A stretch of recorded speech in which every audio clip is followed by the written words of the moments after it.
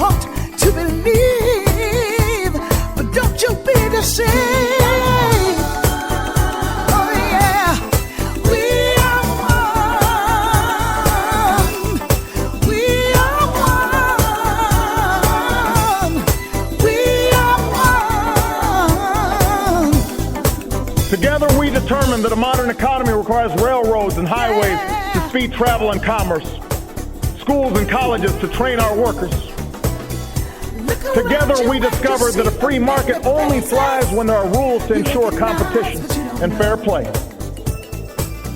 Together we resolved that a great nation must care for the vulnerable and protect its people from life's worst hazards and misfortunes. Through it all, we have never relinquished our skepticism of central authority, nor have we succumbed to the fiction that all society's ills can be cured through government alone. Our celebration of initiative and enterprise, our insistence on hard work and personal responsibility, these are constants in our character. We have always understood that when times change, so must we. That fidelity to our founding principles requires new responses to new challenges.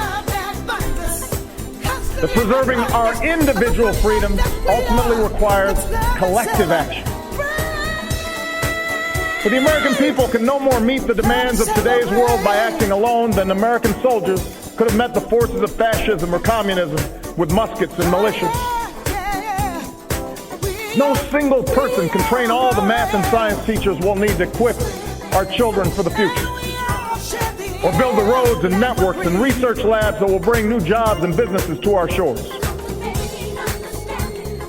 Now, more than ever, we must do these things together as one nation and one people.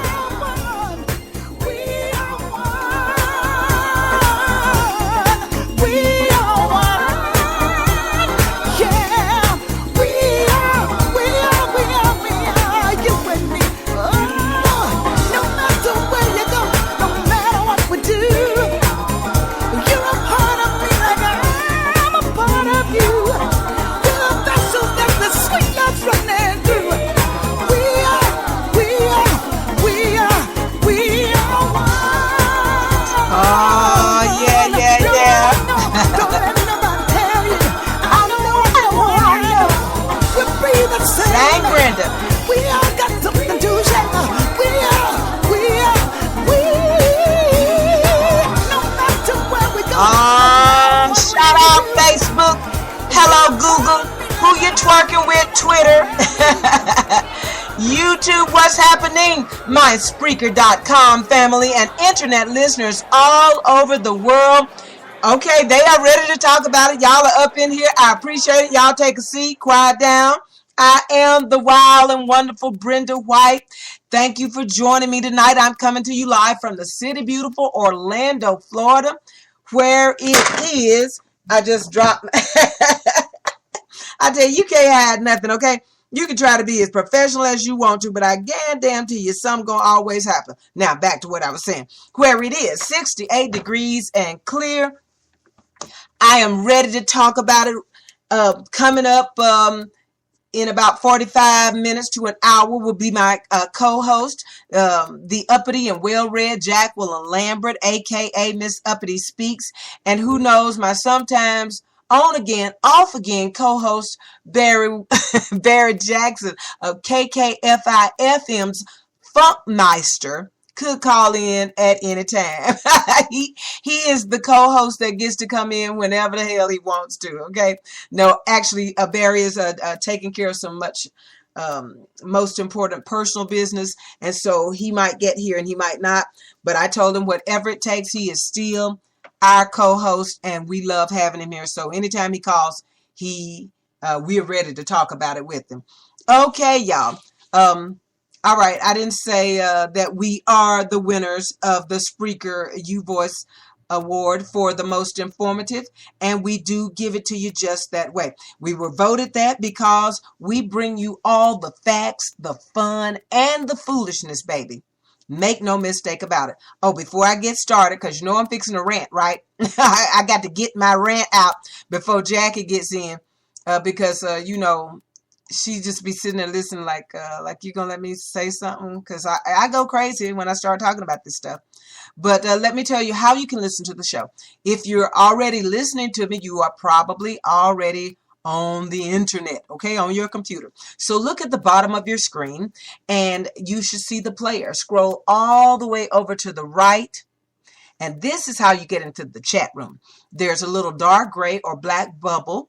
You click your mouse on that and you are in the chat room. You be respectful, I'll be respectful. You don't be respectful, I will block your punk ass and get you out of my chat room, okay?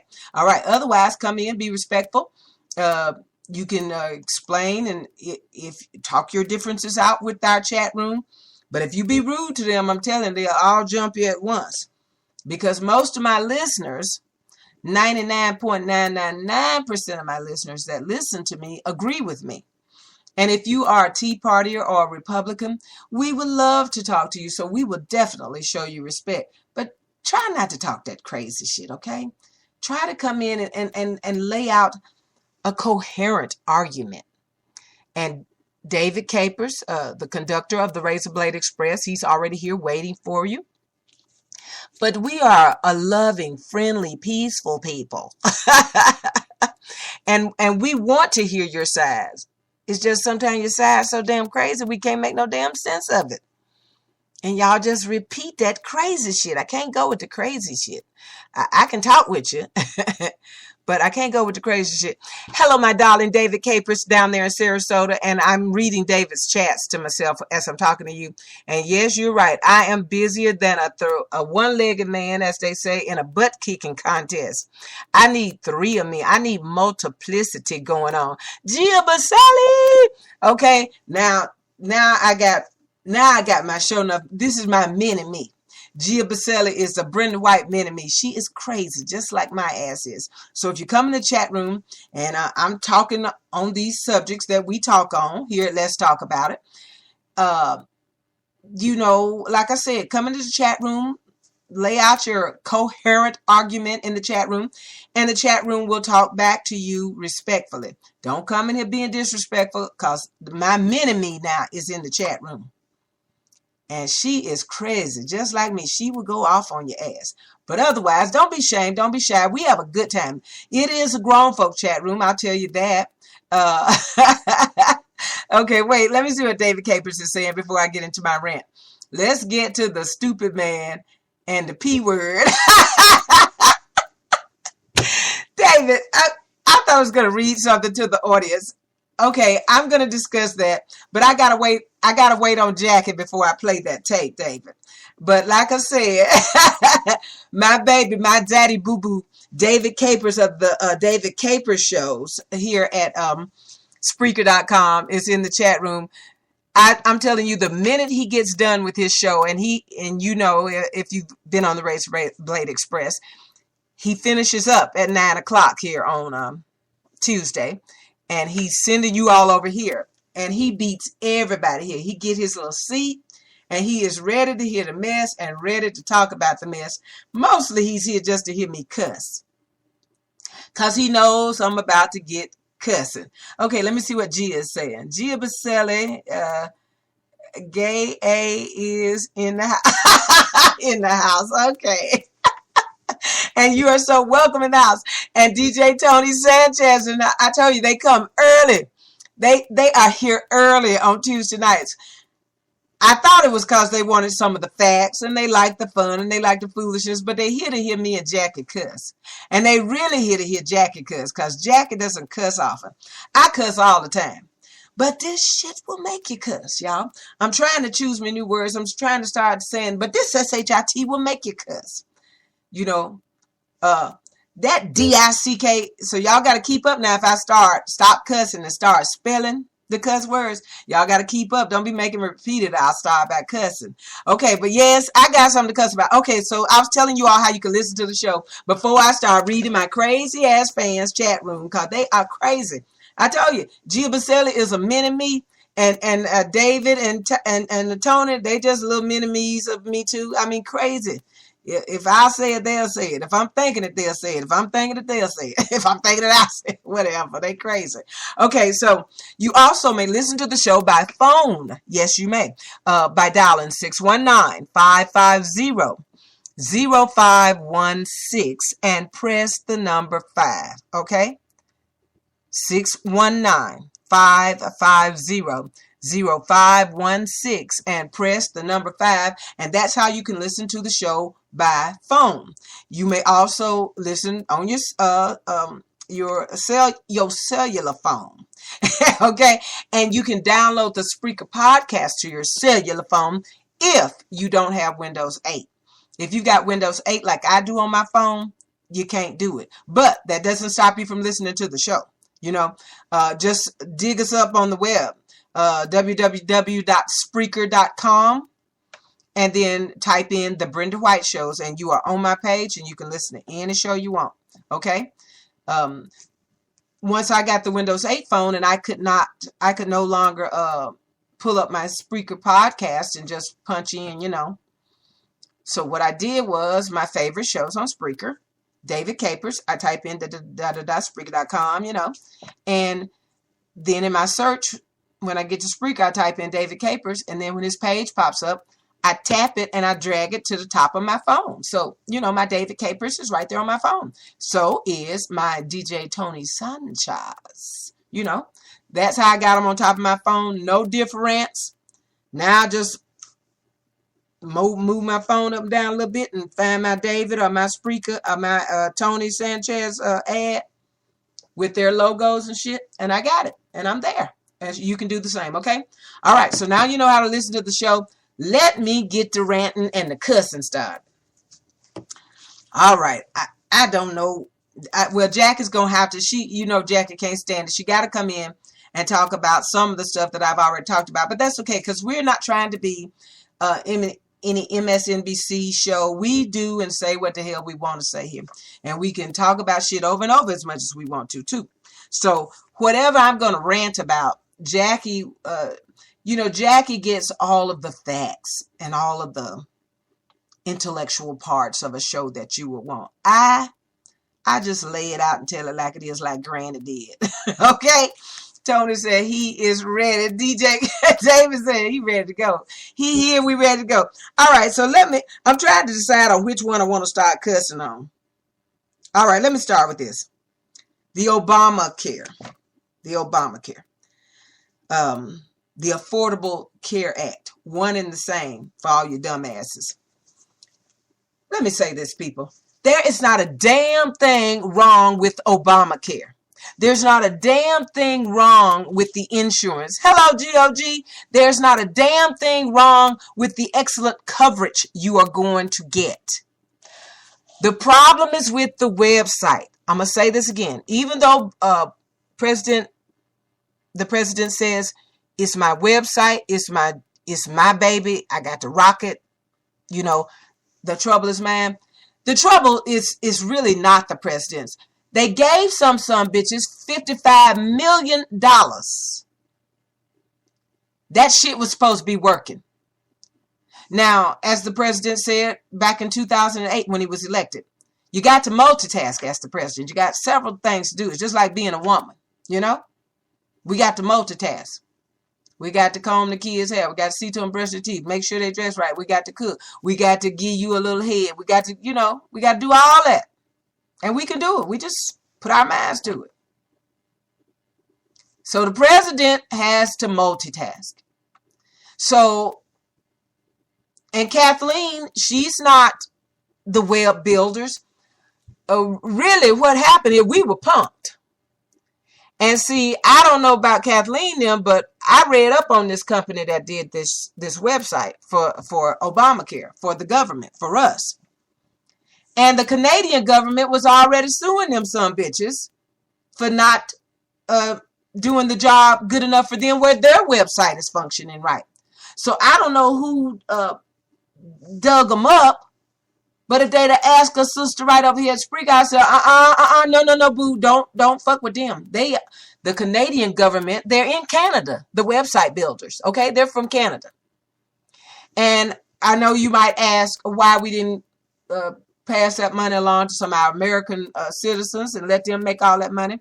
And I asked that very question too, because you know I'm not that kind of heifer. I don't know all that shit, and I ain't willing to read all of that, you know. So Jackie, that's what she does. She's got to read up on everything, right? So Jackie read up on it, and Jackie said, well, I'll tell you why they did that, Aunt Brenda. It's something to do with our trade agreements with different countries, you know. And we need to throw them a little, you know, work their way, and they throw work our way, whatever it is. But Jackie can explain that to you a little bit more. But she said it has to do with something about a trade agreement, and that's why we have to, you know, kind of share. And so they hired this company out of Canada. And those bastards, before we got them, they had already pucked up Canada's website and system, and they are being sued by Canada. So when I give you $55 million, I expect that shit to work like the goddamn Republicans. Because them some bitches cost us about $55 million every time they repeal Obamacare. And last count, they had tried to, okay, they ain't repealing shit. Let me knock on the, hey, Republicans, wake up. I'm tapping on your helmet. You can't repeal Obamacare. Who in the hell, you know, these are our fiscal hawks, y'all. The debt burn Republicans, our fiscal hawks. These some bitches waste more money than anything. And I can't even tell you how much they spending on the hoes, but I know they spending some money on the hoes. Why? Because, you know, when that sequester went down, they were all for it. Gonna make everything, gonna slow things down. That'll stop Obama. But as soon as they hoes didn't get back and forth on the weekend where they were supposed to be, so they could meet them right after they run out of the off the floor. Oh, honey, then they was ready to pass a bill.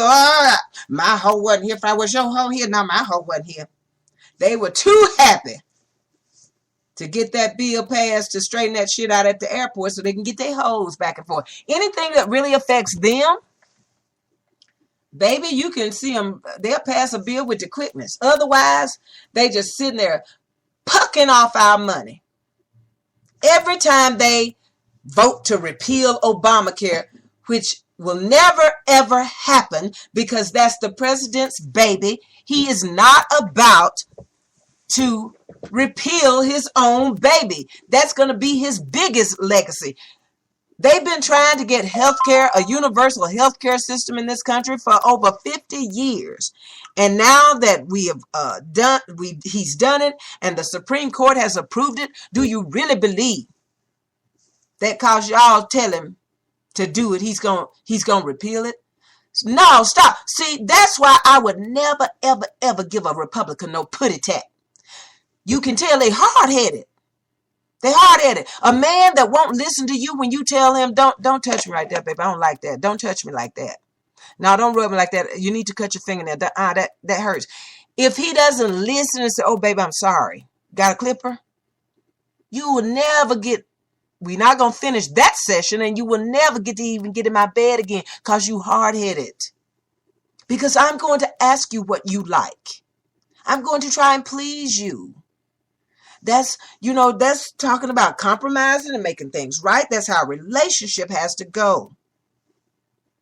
You know, I can't stand people getting in a relationship lying to you. You knew you had all that baggage before you brought your ass in this thing. You can't trick me out of my money. None of that. I am a smart bitch. My mama and my grandmama raised me like that, and my daddy too. And my daddy said, I don't hit on you, so you better not ever let another nigga hit on you. You know? Now, my mama, that was a different story. She told my ass up, but she wasn't no man. My daddy was trying to explain it to me, you know, like if you're in a relationship and I don't hit on you, and you better not ever let me, you better die fighting if some bitch hit you. And I got it. I'm a smart woman. So you can't come into a relationship with me trying to fool me and shit and acting like you all lovey-dovey, and then the next night you doing some crazy ass shit. I know that that's crazy shit, and I'm getting rid of you. And so the Republicans are just the hard-headedest fuckers. I cannot imagine being married to one of them some bitches. But as we can see, these women that married these men, they just stand there like, you know, every time they catch some bitches cheating and the news cameras and shit get on them, that's when they family is so important. She wasn't important when you was up in there freaking with that hoe. But they get real important to them when they catch them. And then it's my wife, my loving wife, my family. She know she ain't seen his PP in months because he ain't trying to have sex with her. He's somewhere with them hoes. As soon as they get off the floor in Congress or the Senate, they gone. Gone to their private clubs. It's just crazy. Okay, hang on. Let me catch up with my chat room. Okay. All right. So I was just trying to stop and read a little bit and make sure I didn't miss us. Let me see what GOG, he wrote a paragraph. GOG, don't be in here writing like Donald Duck. Donald Duck coming here and he would, if I'm playing the blues and I said something about BB King, that some bitch will go and copy and paste a whole freaking story and put it in the chat room. Negro, my chat room ain't even that wide. Why you put that? I can't read that. I'm hosting the show. But I'm going to stop here just a second because y'all know I do that from time to time to crack with my chat room. And so since it's just my rant time, that's what I'm going to do. Okay, so the Dems need to watch them damn insurance companies. I looked up a few of them. They contribute big time to the GOP party. One of them is the main one. That reneged on us keeping our insurance. Now, Geo, I am so glad that something told me to stop and read my chat room for a minute. I had not thought about that. He's saying that some of these insurance companies are completely and totally ran by Republicans. And of course, you know, I'm not shocked by that because you see, the Republicans are the real pimps of the government. I told y'all here before, the government, the Republicans consider the government as they hoe. That's our hoe. See, that's our hoe. You ain't finna step in on our money. See, they get all the money they possibly can from the government. The Republicans, oh yes. Y'all remember when the Vice President Joe Biden had his one sit down when they were running for president. You know, President Obama and Romney met 2 or 3 times, and the vice president met once. And he met with that little weasel Paul Ryan on TV with the moderator. And they're sitting there, and Ryan is talking about the big government spending. And Joe Biden, true to form, that is our boy. Joe Biden is a black man trapped in a white man's body. True to form, man, I tell you, I fell out rolling the floor because Joe Biden saying, Paul Ryan is my friend. Whenever they say that, they fixing to fuck you. They fixing to fuck you up. These white men will say that shit in a hurry. So-and-so is my friend. And I be thinking, Negro, with a friend like you, who needs enemies? He said, Paul Ryan is my friend, but I got 5 letters from this cat asking me for $21 million of that stimulus money for his district. This the same stimulus money that you say you disagree with? The moderator looked at him. There he sat like he just looked under little Susan's dress in the 1st grade. And the teacher called him. He sat there looking like that. Senator, did you ask him for money? Is that true? Did you write 5 letters? Ask for, yeah, I did. Then, Negro, that's the shit you don't want to bring up. That killed him right then and there. That killed him. That's the shit you don't want to talk about. So the very words that should have never come out of his mouth was all this stimulus money. There are times when you use stimulus money and there's times when you don't. And this was the time. And y'all can think about this shit if you want to. But if you look back and if you read and in history, just like Bill Clinton said, anytime that there's a Democratic president in the White House, things are good. If you want to live like a Republican, vote democratically. because we really got it all worked out. We really do. We help them fat cats all the time, and we help the poor all the time. But these holy rollers and their bullshit and cut them off, and man, the Bible says if a man won't work, neither shall he eat. That the Bible's not talking about the poor, the poorest among us, and the needy, the disabled, those who you've kept your foot on. He's talking about a lazy man. He's not talking about somebody who never had a chance to walk, or somebody who went and fought in one of these wars y'all danced your asses into. The Bible's talking about a person that has activity of their limbs, a person that can go to work, a person that has all the mental shit that he needs to go to work and talk to folks and associate with them and not shoot their ass at the job. That's who the Bible's talking about. A man that will not work, neither shall he eat. He's talking about a healthy man in every way that can work and won't. He's talking about a lazy man. He's not talking about somebody who needs the government's help. And I say this, and I will continue to say it, and you can say if you want to that it's just not true, but I believe that it is. I believe that slavery did great harm to generations and to, like for instance, if I'm a Robinson and I come from a strong background of people, just really made it no matter what. And I'm sure that if my family or the family that I know right now, I'm sure if that family of us were in slavery, we could make it. And we would teach our kids, as other strong black families did, to read, and you would risk your life to teach them to read, to get them to a school, to get, and we would continue on until we are here now. College education demanded from our children, blah, blah, blah. That's the kind of family I'm from. But if you are from a family and you were just tortured so, and you were so afraid that you just let the slave master keep his foot on your neck, and you grew up telling your child, don't do that, Mr. John, don't you go down there and say that Mr. John will put us off this property. Well, you might as well be living in the woods as to live on the property with Mr. John when your family did all the work. And John, Willie, you did a good job, boy. Now, how much we make? We made $200. Well, I'm going to give you $2. And we look for a good crop next year. Yes, sir, Mr. John. If you were taught that, what I'm saying, people, is that environment is everything. My mother told me that over and over and over. And as I get older, I understand. So if you have somebody in the ghetto, okay, and we call ours the ghetto, the black folks, and we call y'all trailer trash on the other side, okay? So if you're from the trailer park or if you're from the ghetto, look at yourselves, both of you. A lot of the times, your parents, your grandparents, and y'all are having babies out of wedlock all the time. As rich and poor folks hear about it, they can't control that, can they? But look at it. You all drop out of school just like we drop out of school. You all have tons of babies just like we have tons of babies. You all lose your teeth and don't see the dentist just like we. That's your environment. Trailer park, ghetto, same thing. It's just that poor white folks go live in the ghetto, in the trailer park, and poor Negroes go live in the ghetto. And it's getting so bad now that both of y'all would join each other and wherever. Just like, hey, man, y'all understand you're poor. You get it.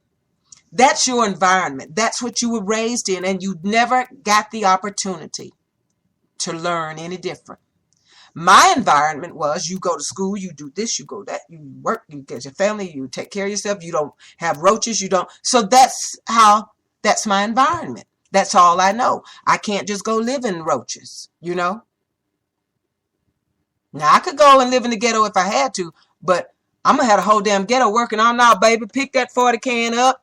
We going to clean this neighborhood up. We may be poor, but we ain't got to look like it. That's the kind of environment I was raised in. So if you are in the environment where you are just poor, you're ignorant, you never learned, your parents wouldn't let you go to school. Some folks just don't know any better. And when I see the Republicans continue to try and cut Head Start, now they're cutting out the summer school camps. And these kids were glad that they had summer school camps in some of their communities because, again, they got to eat breakfast and they got to eat lunch. And they pray that their mother and their father, if they were even in a two-parent home, had some food for them for dinner. These people are the most amazing people, y'all. If you can figure this shit out, figure it out and let a sister know.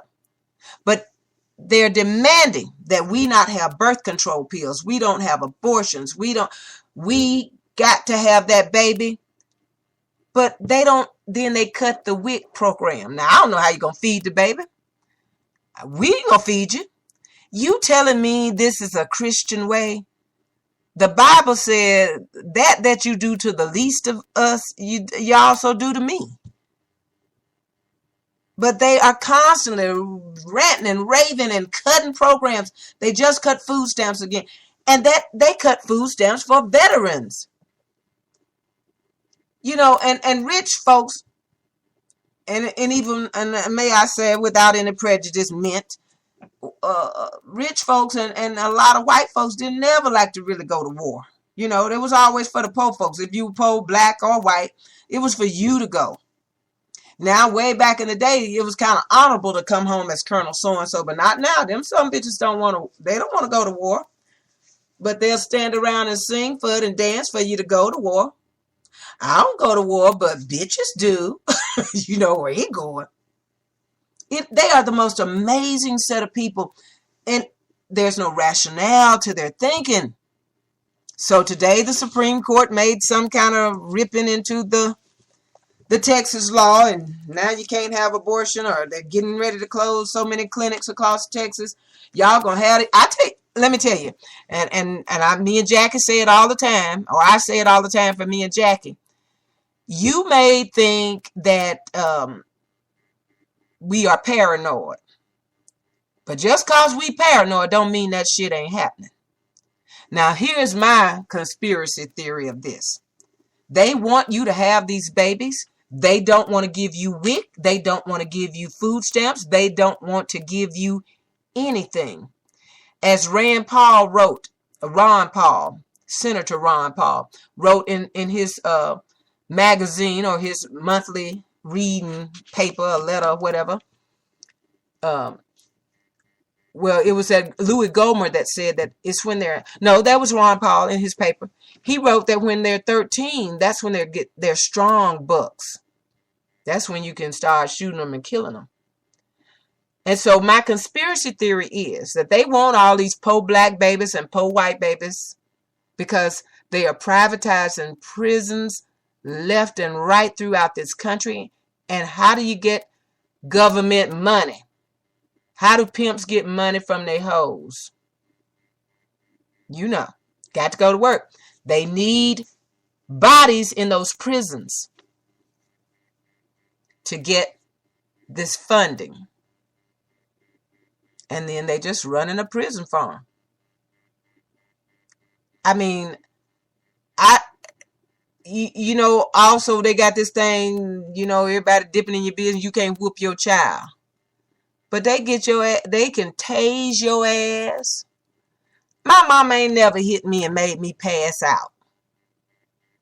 But now they're interfering and you can't whoop your child, but they can tase your ass and shoot you for pulling a cell phone out your pocket. I'd rather take the whooping from my mama. They are in all your business, but there's no rationale to this shit. It is rational, I'm telling you. They want these babies being born because they need prisoners. And if they can cut out education, what do they have left? Nothing but you ignorant running the street. Like, as they say in the old movies, a swamp running nigga. And white folks, I love y'all too. So when I'm talking about y'all too, okay? Just for the day, I'm calling y'all a Negro. But if you're ignorant, that's what they want. So if they don't educate you and they don't feed you, they know you're going to commit a crime. And just keep on in that environment and eventually you're going to prison. And if you think I'm paranoid, just wait till Jackie get here. I bet you Jackie will support my thinking on that. What y'all say, chat room? Do I sound like I'm making sense to y'all? You don't want us to have abortions. You don't want us to have birth control pills. You just want us to, that's the precious sight of the Lord. You want us to have that baby. But when the baby gets here, we ain't giving your ass no government funding. We ain't giving you no WIC. We ain't giving you no food stamp card. We ain't giving you no house to stay in. Take that damn baby somewhere else. And no, you can't go get no medication for him either. So why else would you want a baby to be born that a mother knows they can't take care of them, and you know that you're not going to? You're just hoping that they grow up to be just young enough to start putting them in a reformatory. I can only think of it as just getting bodies ready for a prison. Because surely if you don't educate somebody, that's all you're going to have on your hands, is somebody that's living the life of survival of the fittest. He is going to rob, steal, and kill and do whatever it is that he needs to supply what he needs. And we are doing nothing but turning out monsters if we make these people have these babies and we won't help them take care of them, or we won't help educate them so that they can take care of it. So they're cutting all the crucial shit across the board. But they're going to make you have a baby. Make you go to the hospital. And then they don't want Obamacare. So Obama works it out where we can all get care. I'm telling you, y'all, I saw a woman last week on TV. She didn't have insurance. She had diabetes, all the stuff. She was overweight, educated, good-looking black woman that goes to work, but she was overweight and she had some problems. And she didn't have insurance. And when she got through at the website, she got complete and total full coverage for $1.94 a month. I saw a white woman on TV last week also crying. She had a family of 4. And one of her children had a pre-existing condition. So all the family was covered except that child.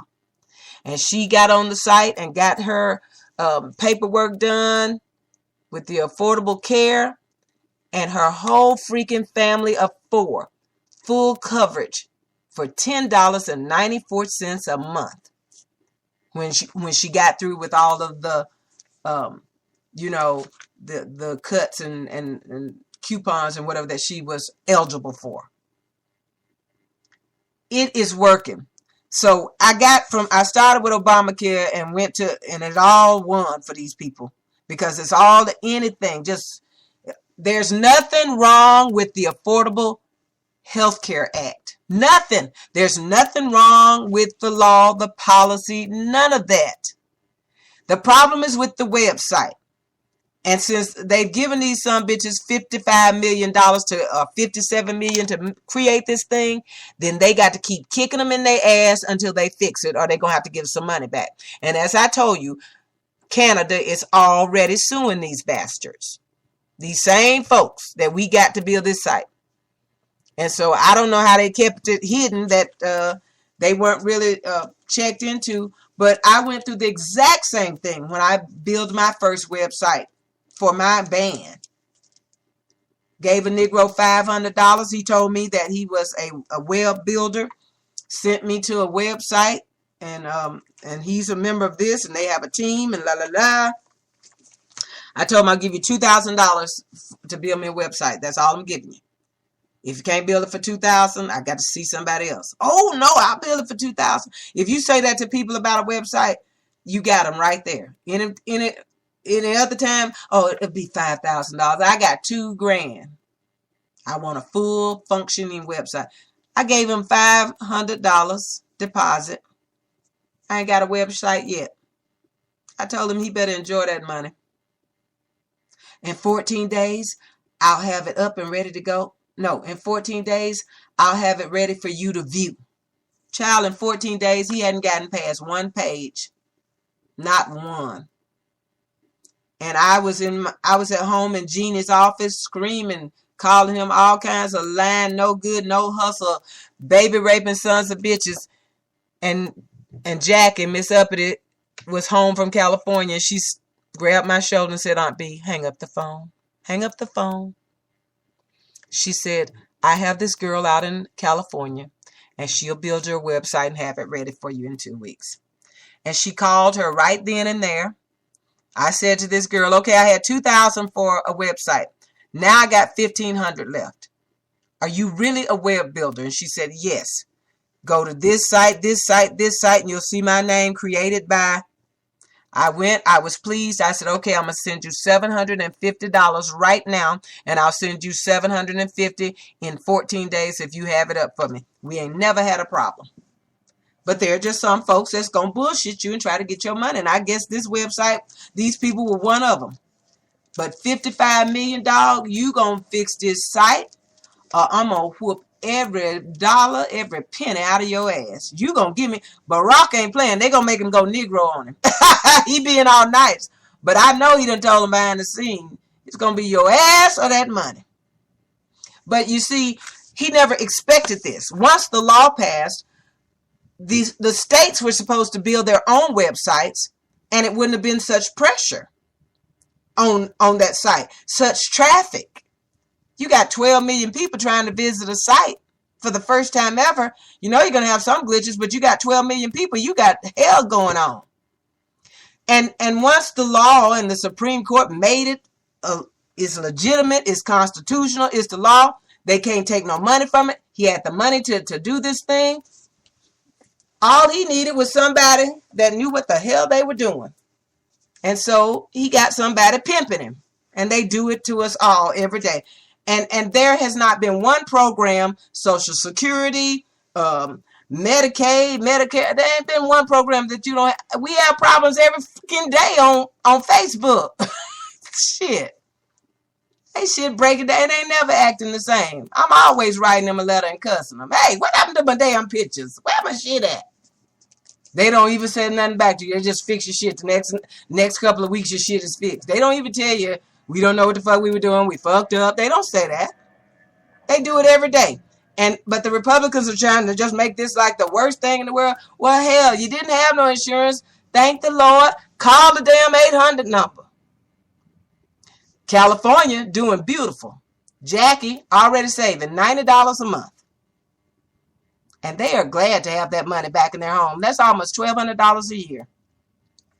And all the great stories I've heard, y'all, don't buy into this shit. And when folks start talking about that website, ain't shit wrong with the healthcare. Ain't shit wrong with the insurance. And they will fix this freaking technical problem. Just thank the Lord that somebody cared enough to get you some insurance. And now you can get seen. And the first 3 years, you ain't even have to pay nothing. Nothing. Dr. Redlener was here and told us, I can play it for you again. The first 3 years is free to us all. And you got these damn Republican governors. How motherfucker gonna keep you from having something that's free? They don't even want you to get free medical care. It ain't costing their state nothing. And that money coming into those states is free to them. Now you know somebody is mean as hell. That's that burn evil, not to let you get free health care. It's mind-boggling. But I had Jackie looking into my situation because I am a independent artist, a business owner. I don't have any insurance because I couldn't afford it. I have some discount cards and I got hospitalization. But I have to pay full-fledged for medicine and doctor.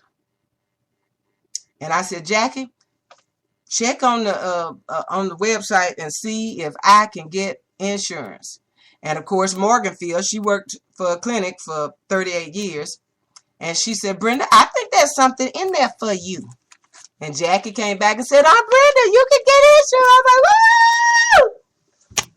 Because you know, if something happened to our putty tat, Gia, we got to have the hospital. We got to get it to the hospital fast. Okay, y'all, Jackie is going to be calling in quickly. So I got to get on with my rants. But I had a good rant that time, didn't I? About them damn puppies. Okay, now, y'all.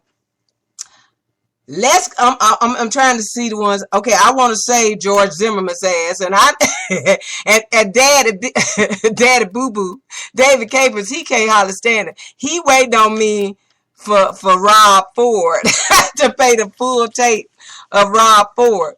But I got to save Rob Ford, Daddy, until Jackie gets here, because she hasn't heard that either.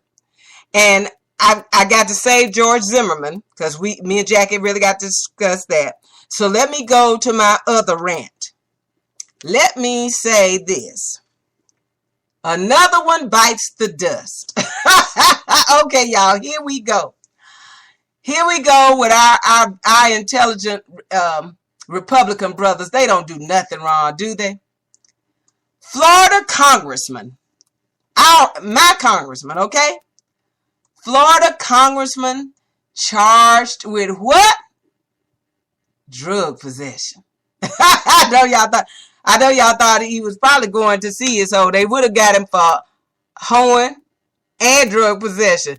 That's another one of them holy roller conservative Republicans. Our Florida congressman charged with drug possession. Okay, so y'all, I'm not looking at the chat room now. I gotta jump over here and read the story to y'all. Okay, so here we go. Washington, the AP poll, a Florida congressman has been charged with misdemeanor drug possession in Washington. Say it ain't so. Hold on, let my page flip, and then I'm gonna read the rest of the story. Well, okay. I keep clicking on something and it's not going to my story. I just want to go to the story, Yahoo, and read this story to my peoples. What's so wrong with that? Okay, never mind. I got the window already open. Okay, y'all. So here we go. District of Columbia court records show charges against Congressman Henry Trey Radell were filed Tuesday. The 37-year-old Radell, a Republican, was elected in 2012. Telephone and email messages left with Radell's spokeswoman, Amanda Nunes, were not immediately returned Tuesday afternoon. Radell is scheduled to be arraigned Wednesday morning.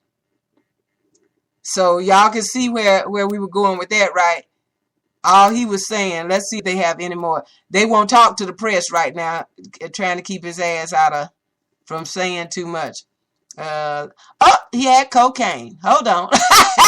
The U.S. Attorney's Office in Washington says the cocaine possession charge, a misdemeanor. Well, it would be misdemeanor anyway because he's white and he's Republican and he's a congressman. But black folks and trash white folk, we got to go to jail.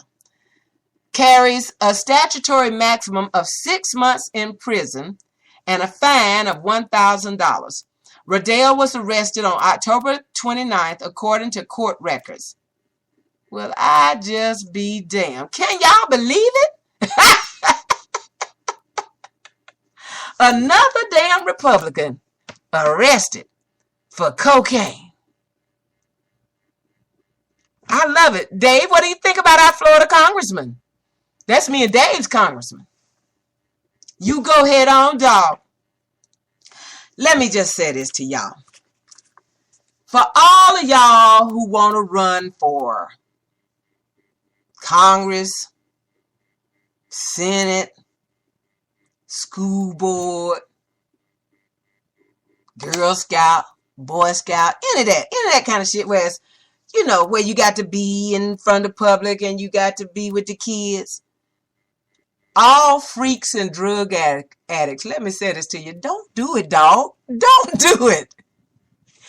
If there's even a cent that you are hoeing or doing drugs, if you rob Ford it, smoking crack and stamping on a table about whose ass you gonna kick, don't do it. The paparazzi just doesn't follow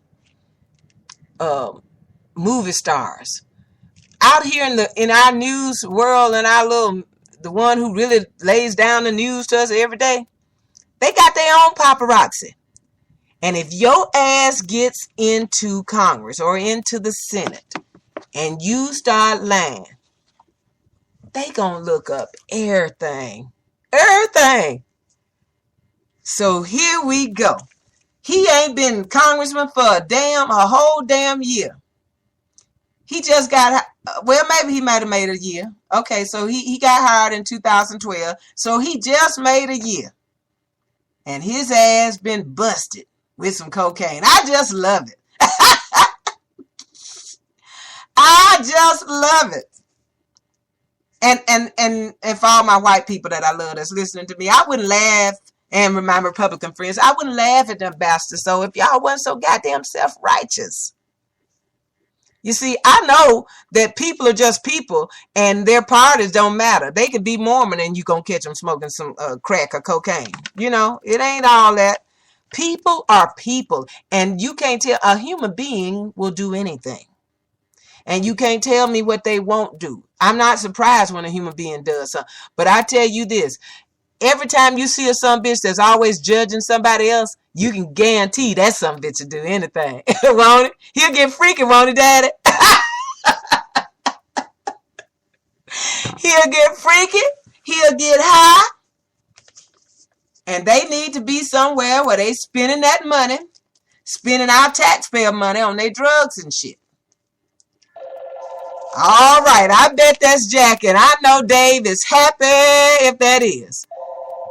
Oh, no, that's my keyboard player. Okay, y'all, hold on a second. Hang on. Jarvis, don't say nothing. You are on the air live. Don't say a word. Don't say nothing about what we did getting freaky last night. I'm just messing with you, Jarvis. I'm on the air though, for real. I forgot to tell you I have a radio show, but I will be off about 11:30. Okay, I can come back. Okay, can you call me then, baby?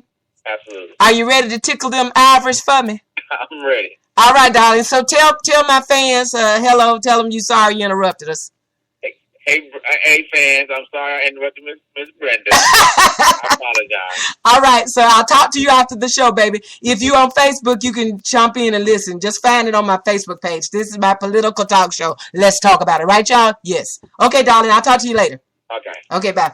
Forgot to call my keyboard player. You know, you got to take care of business. Okay, Dave, I'm sorry. I know you damn near got a hard on thinking, oh, that's Jackie, and I get to hear that shit about Rob. But that wasn't Jackie. But okay. So me and Dave, Dave, I got to remember his name. Our Florida congressman. What's his name? What he name again? His name Riddell. Henry Trey Riddell. You know, when I heard the name Henry, I thought he was black. But no, Henry Trey Riddell, our own congressman. That's why they can't do shit up there on the hill, getting high. Fucking with them hoes and getting high. Oh, I love it. I got to get my cousin in because Jackie gonna be Brenda, until I read a story that makes her blood boil, and then she's going, those motherfuckers. The whole group loves to hear Jackie cuss. They just wait for it. All right, let me see what else I can go into before Jackie gets here. Y'all, I don't do like Jackie. Jackie researches shit because, you know, she's like Rachel Maddow and Chris Matthews. She's got to have the facts, the fun. I'll just start talking about that shit and gossiping and laughing. But Jackie is going to research the researcher. So that's how y'all end up with the facts, the fun, and the foolishness. Okay, so it's 5 minutes until 10. I'm going to do something and then take a break. Let me see who else I had down here that's just driving us crazy. I can't even read my own writing. If you date okay. All right, I can crack a joke on this. All right, so y'all know George Zimmerman. You know, I put it on Facebook yesterday because we had breaking news here in Florida because this is where he lives, in Central Florida. And we had breaking news here that, you know, he was arrested, right? And so as I was in there, I'm selling the house and I'm packing up and getting ready to go. And as I was in there packing today, doing around, waiting on the real estate dealer to come over here and talk to me about something, I'm listening to the news. And they finally had, I don't even know what this heifer's name is, the one that was living with George Zimmerman. I didn't even get a name because it wasn't even important to me, I am not shocked by this behavior. This is the 5th time that he has been in trouble with the law since the verdict of not guilty came in over him killing Trayvon Martin. This is the 5th time. So y'all, what I'm trying to say is, like Bernie Mac said, I said what y'all can't say.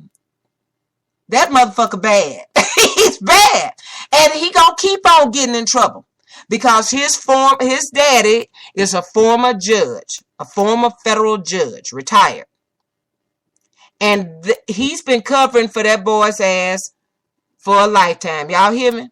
I'm like the old folks. I ain't even read that. I can just tell you right now, that's what's happening. This little fucker has been in trouble all his life. And he's in trouble again. And he gonna keep on getting in trouble. And he had a hard on to kill somebody, preferably a Negro. And he killed Trayvon. There wasn't a scratch. I put up one night and then it was terrible. But I put it on Let's Talk About It because this is a political show, news show. And I wanted other people to see it. That boy didn't have a scratch on him. Not a scratch. There wasn't no fight. That Zimmerman hit his own ass in the nose with that gun and across the head.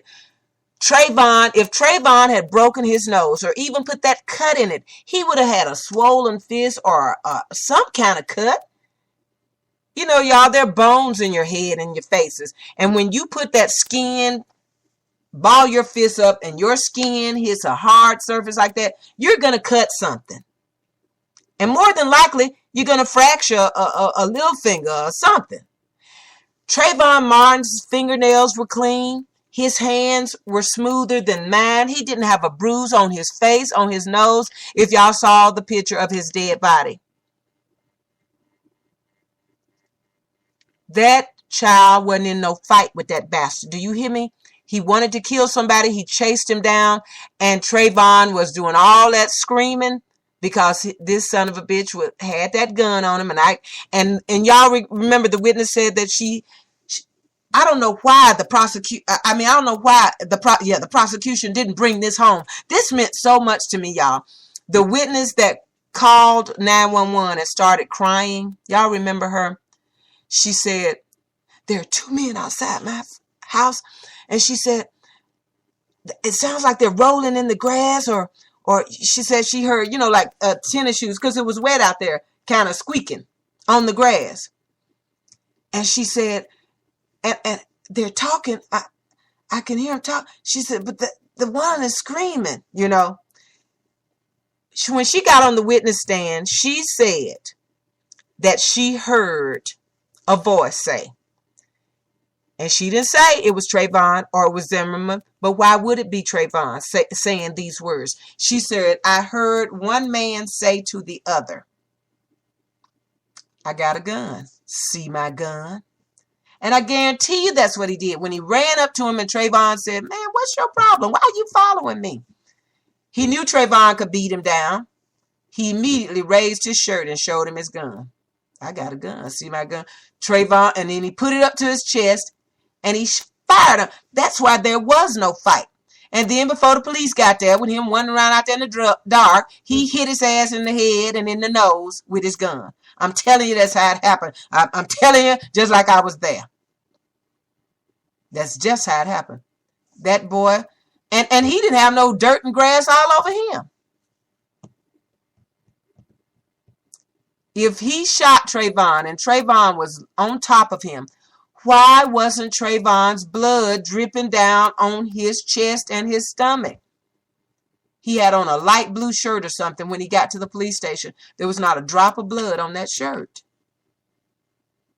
If he shot Trayvon while Trayvon was on top of him. And then he said he squirmed. I don't know how I did it, but I squirmed and I got from underneath him. And not a drop of blood, and you shot somebody dead in the heart. Unbelievable. But anyway, so his ass is in, he got locked up yesterday for the 5th time. And today, while I'm in there messing around, I'm listening, and they call this heifer's name. And the reason I don't care about her, what her name is, and the reason I call her a heifer, is because, see, she knew exactly who her ass was laying down with. She wanted him for her boyfriend. I bet you she's congratulated him before for killing Trayvon. You see, you got to be messed up to want to date this bastard. And now she pregnant? You bringing the two of yous having a baby. So now we got another little sick fucker coming into the world. But she was on the phone crying and screaming that he pulled his gun and put it in her freaking face and la la la la la. And then he pulled the gun on her and threw her out the house and locked the house and barricaded himself in the house. And then he thought about it, took the bullets out of his shotgun, locked the 9mm up in his case, and barricaded himself in the house. And then, now y'all, if he had done all of this and the police is there, I'm telling you, this son bitch is really sick. He practiced his ass up, and then he went very calmly and called 911. And the woman says, 911, what's your emergency? Well, sir, do you have an emergency? No. Okay, so what's the problem? Why did you call? I just wanted y'all to know the truth. And we gonna get the truth from you. And then later on, I think it was Reverend Al's show. They had this very well-known psychiatrist. Al had him on, the black guy who does all the Maury shows and stuff. And he said exactly what I was thinking. You see that kind of calmness? And then she said, where is she? She's outside talking to the police. And the operator said, the police is there? Yeah, she said, well, don't you think you ought to go out there and talk to him? No, I really ain't got nothing to say to him. And she said, well, what are they doing? They're bamming. They're pretty mad. They're bamming on the doors and the windows. They were bamming and yelling, open this door. Come out of here. Bring your ass out of here. Once that girl said he pointed a shotgun at me. He has his 9mm. And the police said, bring your ass. He said, they're pretty pissed right now. They're knocking on all the doors and windows. Hey, Miss Uppity, I'm ready for you, baby. You go ahead and call in. I just got to the story, so I wouldn't tell too many stories without you here, Jackie. So we're waiting on your call. But this is how do you prepare all this shit going on? Did y'all hear? He got just as calm. And this psychiatrist said, that is a whole mental thing going on right there. Calming all down. The police are mad and hitting on the window and telling you to bring your ass out of here, unlock this door. And he barricaded himself in the house with the furniture. And on the phone acting all innocent. I just want y'all to know the truth. Well, we ain't gonna hear no truth from you. But he thinks he's got everybody outsmarted. I'm telling y'all, he's special. But see, George Zimmerman, he's not insane. He's just an evil bastard. He just loves doing hateful shit. He loves hurting people. And he just had a hard on to kill somebody. And he really wanted to kill a black person. That helped it. And when he had his chance and he saw Trayvon, have you seen him lately since he got out of his suits? His beard, his hood, his pants slacking in the back. He looking more like a thug than anybody now. But he gained weight and they brought him in there like this little fat innocent. You can look in that some bitch's eyes and tell something ain't right with him. Something is wrong. Very wrong. But my point about this heifer, the reason I didn't want to call her name, if your ass knows Jack the Ripper, I said that to say this. If your ass knows Jack the Ripper, and the whole city has been just, okay, hang on, y'all. That's Miss Uppity. Let me grab her, and then I will finish telling the story. All right, Miss Uppity, you right. Oops, I think she cut herself off because you can call back Jackie. I'm cool. The fans don't mind. But if your ass knows Jack the Ripper, and they've been writing in the paper, Jack the Ripper killed this woman, that woman, all of them been cut, and you go and you want to live with him, you want to get pregnant by him, and you want to have a good time. Hey, Miss Uppity. Hey, stay right there. I'm just finishing my rant. And we go. So I started that Zimmerman story. I said that to say this. If your ass sees Jack the Ripper, and you heard on the radio and the TV and all the newspapers, Jack the Ripper struck again last night. And then Jack the Ripper meets you and says, "Oh, you fine, Jackie. You are so fine, girl. And I really like you." And all them women's throats I cut, I wouldn't have had to cut their throat if they'd have been nice like you. And you said, "I agree. Come on home with me, Jack." And Jack comes home to you, and then now Jack done to do with you. Now you pregnant. You think Jack love you, and then all of a sudden Jack pull his knife on you. Ah! Now you want to call the police. He freaking put his knife, his gun on me. He's trying to cut my fucking throat. No shit. You were with Jack the Ripper, bitch. So that's why I don't even care about this heifer that called 911 yesterday. I'm glad she called, because it continues to show Jack and I, again, we ain't paranoid. And even if we is, don't mean that shit ain't happening. We've been saying all along that George Zimmerman is not through. He is just like O.J. Simpson. His ass don't know how to stay out of trouble. And I'm just waiting on the day when he said, "All right, keep fucking me. I'm going to mess you up like I did Trayvon." I'm waiting on him to say it. Jackie, are you surprised he's in trouble for the 5th time since July? No, I must say I am not. No, we're not surprised. And Jackie, it would have been respectful to get the name and read the story and tell her name. Her name is Fool. She knew who he was. She liked him for that. Obviously. Well, apparently she was seeing him before he and his wife actually split up. Oh, yeah. And look, I bet you money that his wife didn't know where to find him, because as soon as his ass got locked up yesterday and she heard about it, yo, that motherfucker at the jail, go get them papers. He got served divorce papers, Jackie, yesterday at the jail. Yes. His wife, look, she was on it, wasn't she? I know she been trying to serve him, Jack, and he wouldn't stay put. Yeah.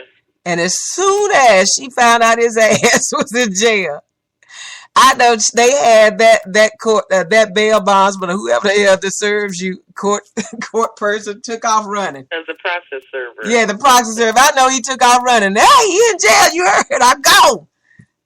Well, I wonder if you had an opportunity to see his arraignment today. I did not, Jackie. Oh, yes, I did. Girl, yes, he was sweating big old fat bullets. Wasn't he sweating bullets? I mean, what you nervous for? Hey, Jackie, and what the judge take his gun for? What they take his gun for, Jackie? Well, he only killed somebody. I mean, if he didn't take it when he killed somebody, what you want to take because he pointed his gun at a hoe for? Yeah, well, what you gonna do? But yeah, I'm not surprised at this at all. Jackie, when they said, they said this first before they said about the gun.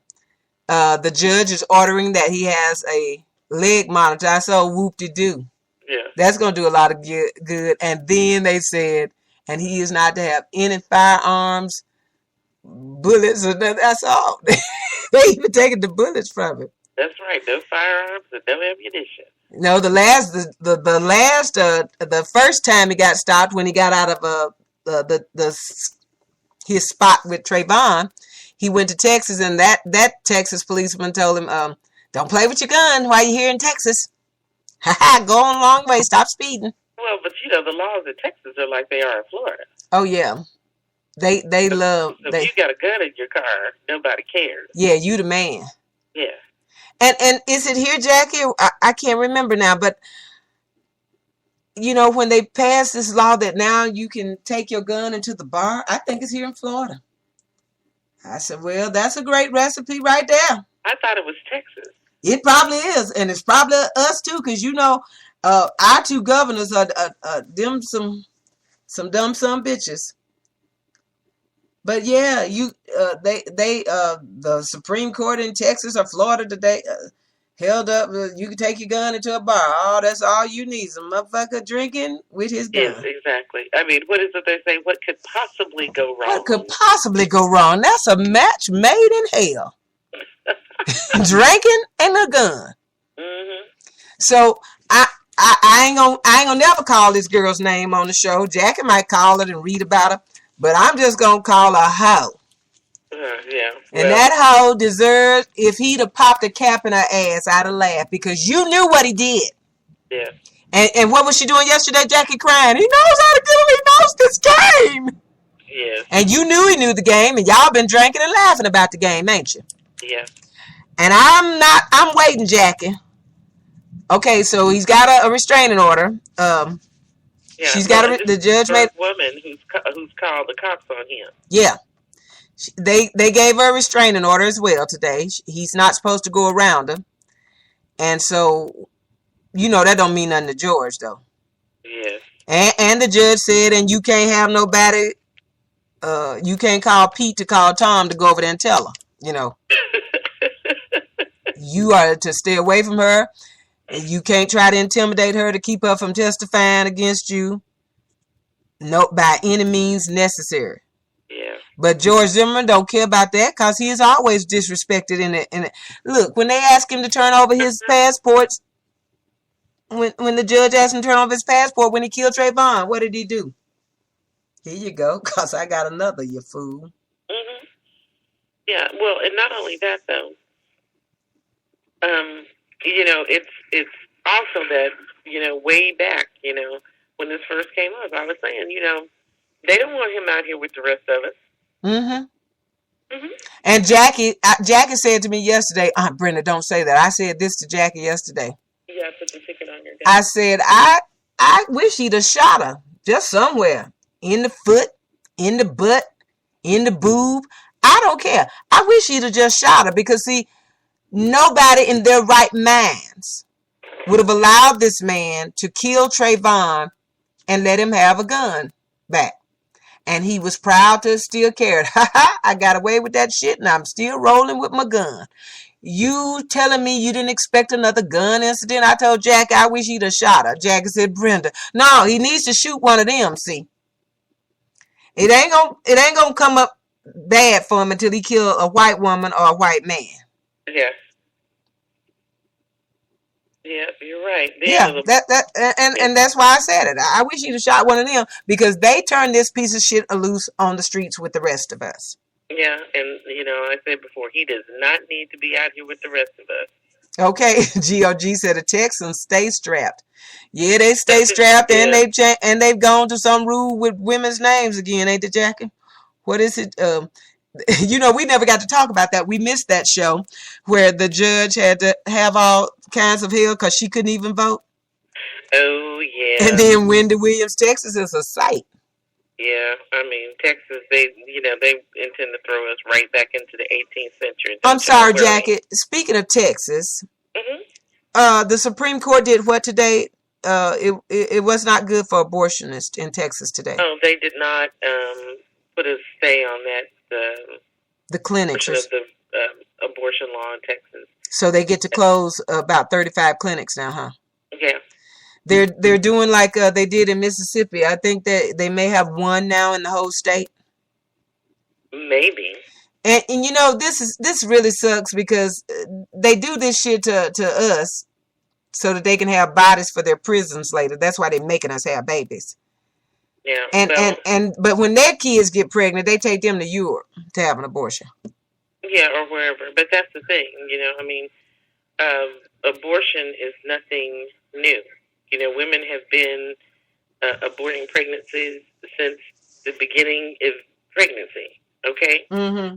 but here, you know, what the Republicans are doing is they're not going to stop women from having abortions, but they are going to cause women to die from having an Yep, abortion. because Jackie, women. The thing about it is that they have drugs now. Like, you know, these guys want to end. You know, these guys, it's not just abortion. What they're aiming for is to end contraceptive use for women. Yeah, completely. That's what they're aiming for. And totally, they just want. What is it? The old folks say, you want to run me. Yeah. They want to run us. You're not gonna run this house. You're not gonna run. They want to run women. Well, if you think about it, listen, I just finished reading. Well, you know, I'm always reading something.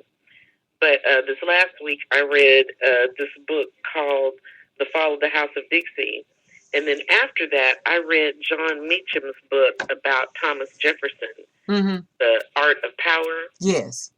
Now, Jefferson's wife, this woman died from bearing children. And I want you guys to think about this. She had 6 pregnancies in the space of 10 years.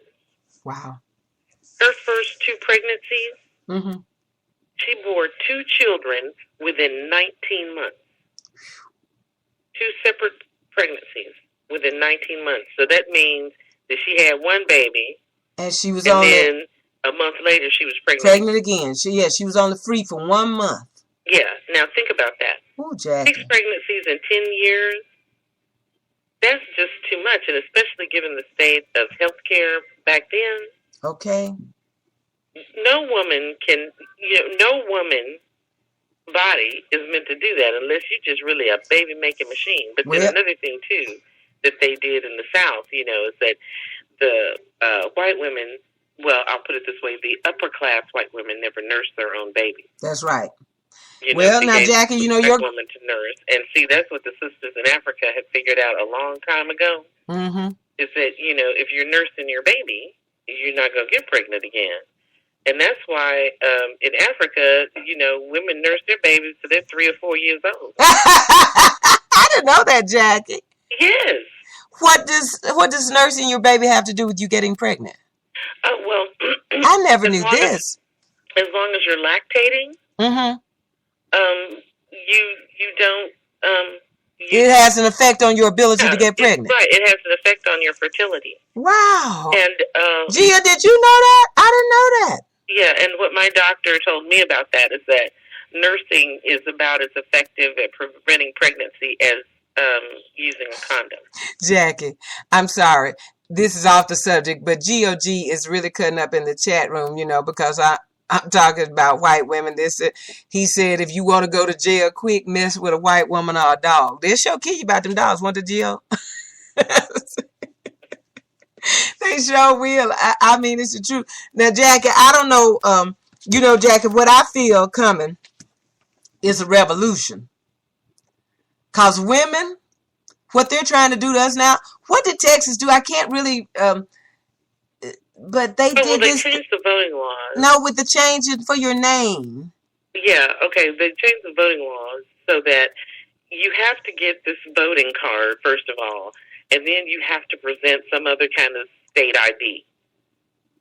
Do you understand what I'm saying? Just ridiculous shit. Yeah, Rachel Maddow explained it. I just wanted to. Yeah, but anyway, the names on your voter registration card and your state ID must match exactly.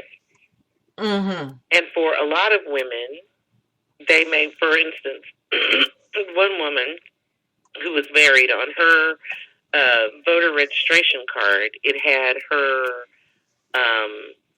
first name, her maiden name, and her married name. Mm-hmm. And then on her driver's license, it had her first name, her middle name, and her married name. Mm-hmm.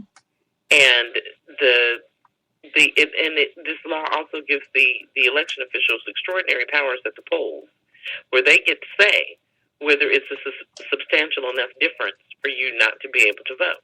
So, Jackie, if my name was Brenda Pearl Robinson, mm-hmm. and Brenda Pearl Robinson White, mm-hmm. break that down for me. Both of my IDs got to say that. I've got to use my husband's name. Your IDs must match exactly. So if you are Brenda Pearl White on your driver's license, and you are Brenda Pearl Robinson White on your voter registration, then you don't get to vote. Which your Social Security is going to link both and of then those. Not only that, even something like an initial. Look, they have just put this on the books to make it harder for women. Yeah. And Ohio is still going crazy. They're still working on trying to screw women to death now. John Kasich, he wants to stay governor, so he's accepting Obamacare, but now they're quietly not talking about this bill they're trying to get past them. But just always some low down, dirty stuff going on. Brenda, because the elections are still going against them. That's right. And so, as hard as they cheated in this last election, Mitt Romney still got the brakes beat off of him, as you would say. Jack, got the brakes beat off him. Jack, he got skull drug. Me and you would charge them. Okay, give me and Jackie $1 million. We'll split it. We'll tell you some bitches how to win. They still paying these fools that's lying to them, Jackie. I could tell them how to win. Well, but Brenda, they like their lies. Well, they need it. Their lies is what's fucking them up. Well, that's what always fucks them up. Well, personally, though, I wouldn't tell them how to win. I'd take their money and run on off to Africa or Kenya or something. They scared to go over there. No, but the thing about it, you think about all of the voter suppression techniques that the Republicans have employed over these last several years, and they still lost the presidency badly. They still lost more seats in the Senate, and they barely held on to the House of Representatives. Yeah, they got skull drug last week. So, Brenda, what does that tell them? It doesn't tell them that they need to actually have some policy positions and actually start governing. Oh no! What that tells them is they need to cheat harder. Yeah, Jackie. They don't know. They know everything about politics. They don't know shit about policies. No. And folks don't like their policies, and they ain't gonna change their policies. They're just gonna try to ram them down our throats and make us take them. Yeah, well, just like how in North Carolina now, there is legislation pending before their state legislature, right, which I know isn't going to go anywhere. But in North Carolina, there is legislation in their state house to change the manner in which the districts are drawn and to change the manner in which the primaries elections are done. And what a lot of states are doing, and I'm so proud of this because, you know, from California, I've been bragging on California a lot lately. Yeah, y'all are kind of showing out there. Excuse me? Y'all are showing out there. Jerry Brown is showing out. I mean, Jerry Brown has made Arnold Schwarzenegger look like nothing, a gnat. But he always was nothing. He ruined y'all's economy. I still don't know how he got elected, but anyway. He ruined y'all's economy. Didn't he leave y'all with like $12 billion in the red? Oh, more than that, sweetie. It was terrible. And look at what the former Democratic governor, Jerry Brown, has done. He is coming. But Brenda, I have to tell you that, well, let me finish talking about this voting. Oh, okay. Sorry. Yes. Because of that. Okay. And it's just that in California now, all our primaries are open. All right. And whoever gets the most votes, the top two vote getters are the people who go in the general election. So, in several, especially in the congressional districts, we had a lot of Democrats running against each other in the general election because, you know, the Republicans don't do too well here. And as large as our congressional delegation is, we only have we have fewer than 20 Republican congressmen from a state of approximately 40 million people. Think about that. Okay, and so we have the open primary law, and then we also have a commission that draws the districts. So the politicians don't do that anymore. We have a nonpartisan commission that draws the districts so that all of the districts are roughly the same population and so on and so forth, and they don't pay any attention to party. Well, that's good. Yeah, and so, you know, there are more states that are looking at doing that. And so now they want to do it in North Carolina, but you know, some folks are just not, you know, pleased by that. Yeah. Well, you know, in reference to the hole that we've just gotten out of in California, now we finally have a surplus. And so things are getting some better out here. And how, I mean, but Jackie, it took him less than a year or two to get y'all a surplus. Well, it what did it took take? a couple of years. Couple of years. But the problem, Brenda, that boy drove y'all into the whole year after year, and Jerry Brown has come in here and turned that around. But see, the other thing that turned it around, Brenda, was that we got rid of our Republicans. Yeah. In the state legislature. And when I say got rid of, what I mean is we have supermajorities of Democrats in the state legislature.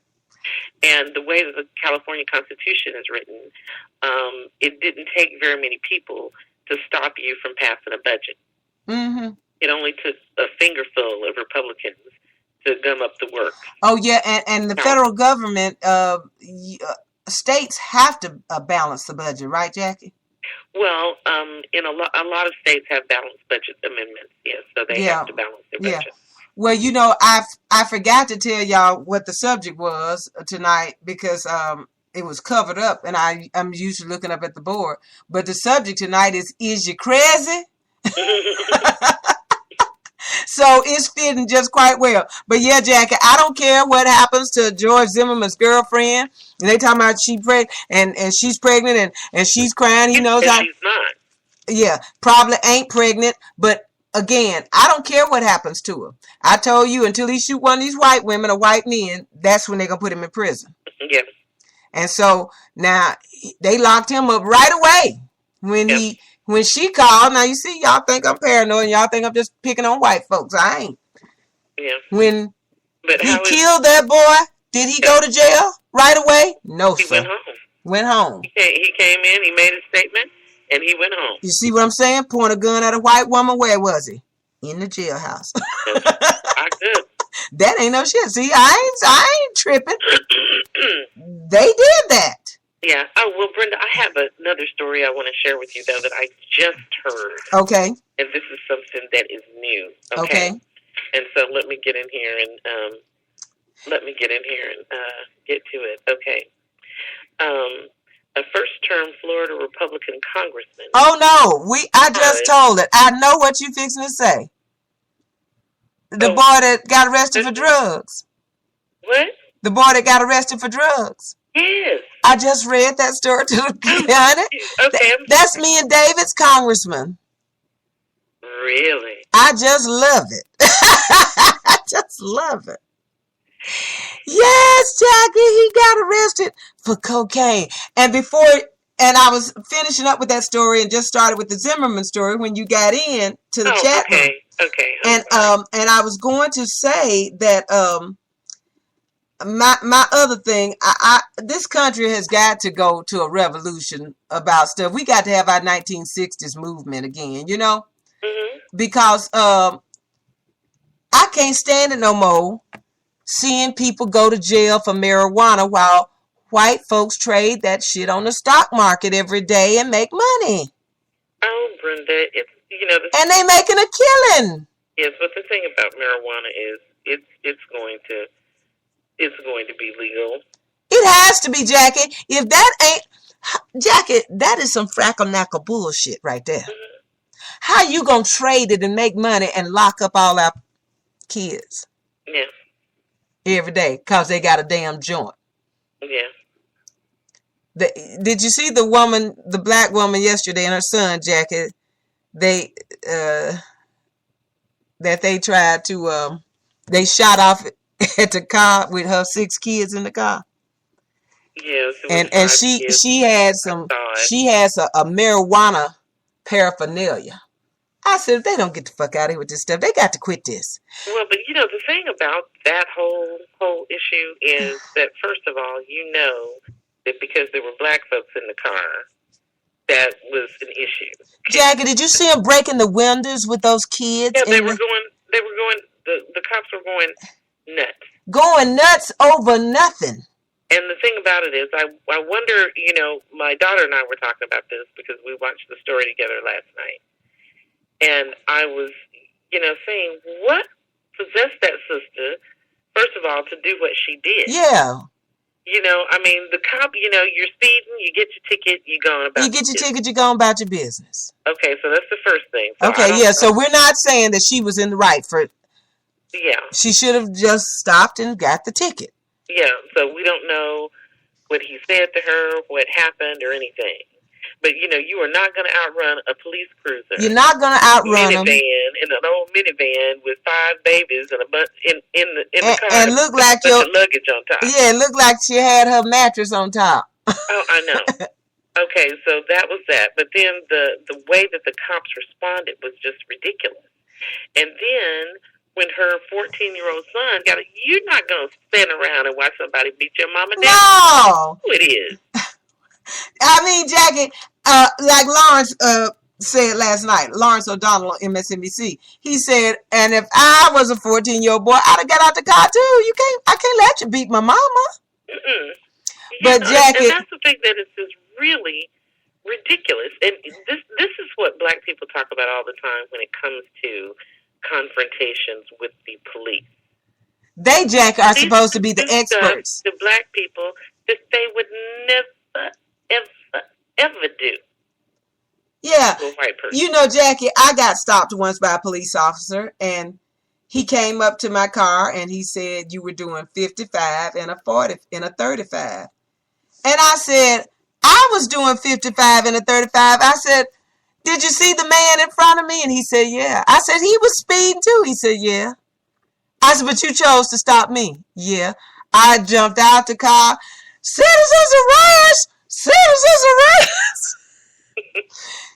Jackie, he couldn't even write me a ticket. He just fell over on his knees laughing at me. Mm-hmm. I said, are you married? Yeah, I'm married. I said, I hope your wife don't cook you nothing to eat tonight. I said, that's a man thing. That's a man thing. Now, the guy in front of me was white, but I was, and the cop was white, but that wasn't where my mind was. Mm-hmm. He had the option to stop either one of us or both of us if he could get us at the same time. Mm-hmm. And he chose me. Mm-hmm. And he said to me, you're prettier than he was. and I'm still going to give you this ticket. And I was screaming all the way, and he was laughing all the way back to his car. It doesn't have to turn out that way. Mm-hmm. Because, see, the truth is, I knew I was speeding. Mm-hmm. I don't care if I was following somebody. You ain't supposed to speed because he's speeding. Yeah. Speed limit for him, same as it is for you. And you don't even know him. What you going to tell? I was following him. Mm-hmm. You know, that's not a good enough excuse. No, that never goes. But I was a little jealous because it's a man thing. You stopped me, and he was in front of me speeding, but him being white never crossed my mind. Yes. I just was trying to get out of that ticket. Yes. And so I started with my Gomer Powell shit. You know, citizens arrest. I'm arresting you for not. He said he didn't care what I did. That ain't gonna work. I'm gonna give you this ticket. Yes. And I started with, I hope your wife don't cook you nothing to eat for a week. And he was just laughing all the way back to his car. And it was okay. I was laughing too. Yes. Because I was wrong. But what they did from there, Jackie, if you're the professional, you don't escalate the problem. No, you don't. And I mean, the thing about it is simply that, you know, this cop beating on the window with his knife, busting the windows, and the kids screaming to death. And Jackie could have gotten glass in everybody's eyes. Oh, Brenda, it could have been. And then this dude shoots at the van 3 times. Yeah. Now, what I love about this is that this happened a month ago. But it's just now that the video has been released. Yeah, and she was so scared. They had to go to court to do it. And now, you know, they have those, I said, no, son, no. No, dog. No. Look, 2 rights don't make no wrong, and a professional does not escalate the situation. So anyway, I don't know who this sister's attorney is. But he obviously wasn't afraid, Jackie, that they had a gun in the car. Because he didn't have his gun out. He had his baton. Yeah, well. And I would have driven off, too, if the nigga was about to kill my kids. Oh, yeah. Well, that glass could have hurt them. Brenda. But anyway, I don't know who this sister's attorney is. Mm-hmm. But I'm sure that some high-powered attorney is going to show up to take her case pro bono. Oh, yeah, because 2 wrongs don't make a right, and he went overboard. I really said, wrong. Jack, I was looking at her, I said, are they smoking crack? I mean, are they for real? She ain't pulling no gun. Yeah, he couldn't talk that lady out of the car? Yeah, you couldn't talk her out of the car? Yeah. And maybe she did run because she had some marijuana paraphernalia, but I don't think so. Well, she said that she was afraid for her children. And, the thing about it, too, I want you to think about this. You have a black woman with her 5 kids in her car, right? Mm-hmm. They're on vacation, and she's driving in nowhere, New Mexico. Mm-hmm. You saw where they were on the road, right? Nowhere, New Mexico. I didn't know that. And a cop pulls you over. You might start getting a little nervous. Do you understand what I'm saying? Uh-huh. Because you're out there on this lonely road, and there's nobody but you and your babies. Your mama said it'd probably be the Cochran firm out of Memphis, Tennessee. Excuse me? Your mama said it'll probably be the Cochran firm out of Memphis, Tennessee. Yeah, well, this is too good to let go. Yeah, because they've charged the officers with nothing. Absolutely. And we all know that was an unwarranted use. Okay, let's say she drove off Jackie and he shot and killed one of the kids. Right. Exactly. Her driving off was not right, but shooting one of the kids, it wasn't justified, her driving off. No, it wasn't. Because it's not like like I said, it's not like she was going to outrun them in that beat up minivan. Okay, and that car sitting there he wasn't justified to beat on the windows. No, absolutely. And break the glass and throw glass all over all the children. Yeah. And did you hear those kids screaming? They were scared to death. Of course they were. I bet they have never been through an experience like that, Jackie. No. But see, I'll tell you, it's sad to say, and I always say this before I say that, like my mama used to say before she whooped my ass, I love you. Mm-hmm. I hate to beat on you. So let me say to my white folks before I say this, I love y'all too. And I don't mean this in a harsh way, but y'all know the truth about your people. Some of them just, I think the white folks that love and listen to me and hang out with me, they know I don't bullshit and I ain't gonna make it sweet for nobody. I'll never forget where I was when I heard that OJ was arrested or they were chasing him. Mm-hmm. I said immediately, he killed him. And all the black folks, he killed him. I know men, I know professional football players. My baby daddy, one of them, he killed him. That jealousy, that craziness in his head, and he couldn't stand that white woman being with another man, and especially other black football players. Who else wanted to cut her throat? She didn't owe nobody no money. You did it. And the minute, and when he offered $500,000 for a tip to whoever, I'd have turned my mama in for $500,000. Nobody said shit. They're like, yeah, he killed him. And black folks wasn't worried about losing that money. Black folks, he wasn't worried about losing that money. Because he killed her over he was giving her like $15,000, $20,000 a month. And she saw some black guy driving her car.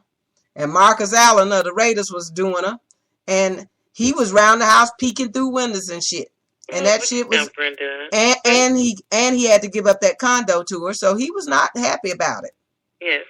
And he, just like George Zimmerman, this is why y'all know I ain't prejudiced. O.J. Simpson, his ass killed those 2 kids, and he couldn't stay out of trouble. And talk about double arrogant. His ass gonna write a book if I did it, and told everything that he did. Oh, your ass need to be in jail. Yeah. Now he in jail stealing cookies. He just can't stop doing wrong. Jackie, I swear, the guards caught him with 12 cookies under his shirt. And Jackie, the guards they shook him out of him, let him hit the floor and break up. I know his mouth was watering watching them cookies hit the floor. They said the other police officers could not contain themselves in the prison for laughing. I'm sure not. And here's what they did. It wasn't so much that he stole the cookies from the cafeteria or collected them from other inmates or whatever. Mm-hmm. But the doctor told them to keep an eye on him because he has diabetes and he's not supposed to be eating all that. Yeah. And not only that, they don't want his ass to commit suicide. No. Jackie, that is amazing. in prison, they will put your ass in a straitjacket to keep you from killing yourself, to wake up to torture you another day. You ain't dying. So OJ's ass is around there still stealing cookies. So he's just a little old criminal. He can't never stop. And George Zimmerman is a little criminal too. Well, Brenda, it's what you're talking about is people who have a feeling of entitlement. Mm-hmm. That's just what you're talking about. Yeah. the thing that always kills me about black athletes and entertainers and stuff like that, a lot of them stop being black until their ass is getting a jam. Don't it? Yeah, OJ didn't know none of us, did he? Till his ass got a jam, and then where all them Negroes come from? Then he had the Muslims and shit. What? And I didn't even know Michael Jackson went to church until his ass got in trouble, and then he had Farrakhan leading the parade.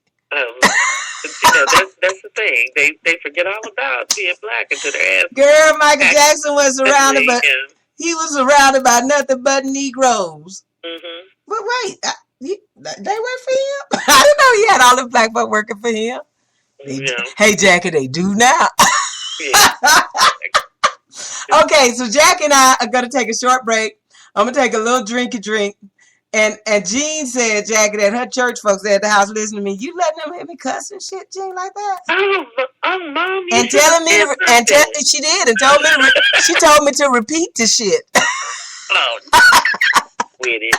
She did, Jackie. She wrote that in the chat room. Oh, Lord. Said what you just said. Some of my church members said, oh, my God.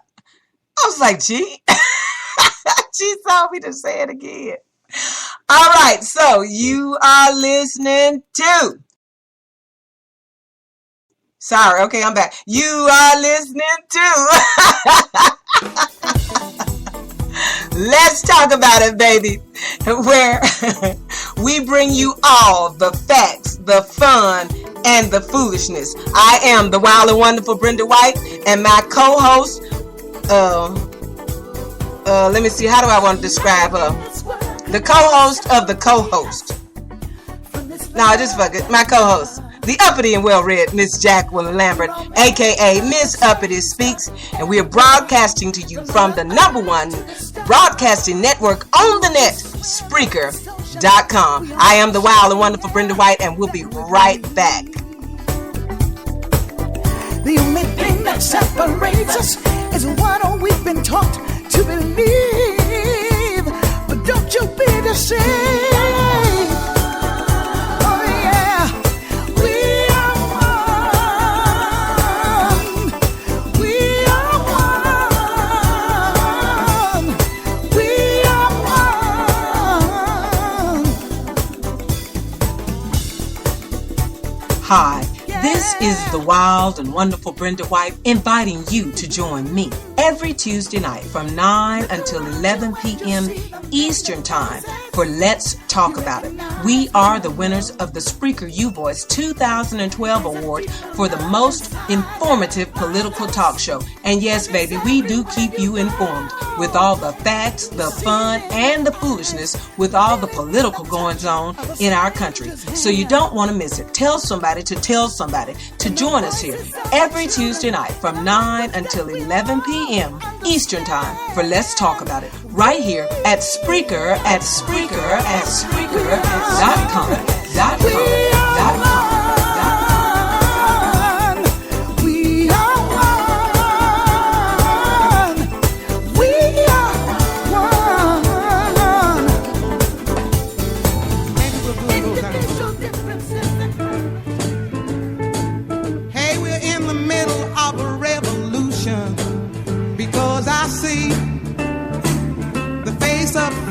To come, yes I do.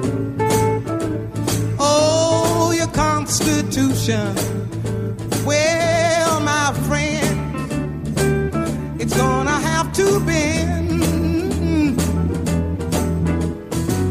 I'm here to tell you about the destruction of all the evil. It will have to end. It's gonna be all right. Be all right. It's gonna be all right.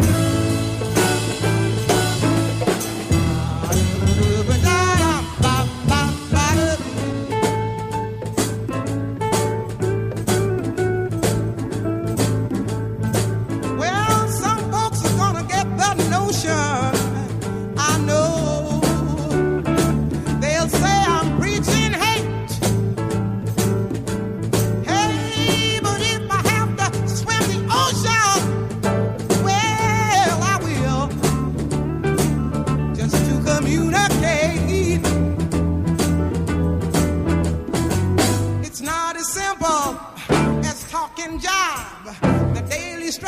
just to stay alive. But it's gonna be all right. Everything's gonna be all right.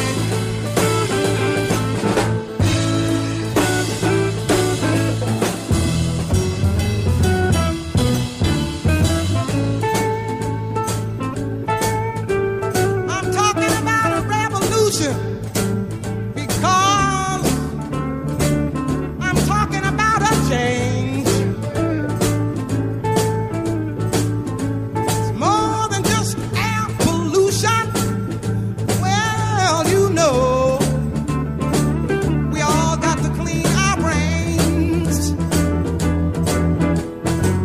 The only way that we can stand, in fact, is when they get their foot off our back. It's gonna be all right. Everything's gonna be all right.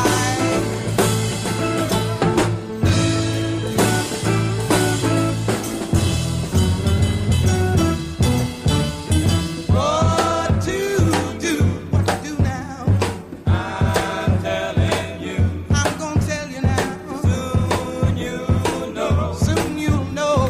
It will be through. It's all gonna be all over. 1, 2, 3. 1, 2, 3 now. What do you see? What do you see now? 4, 5, 6.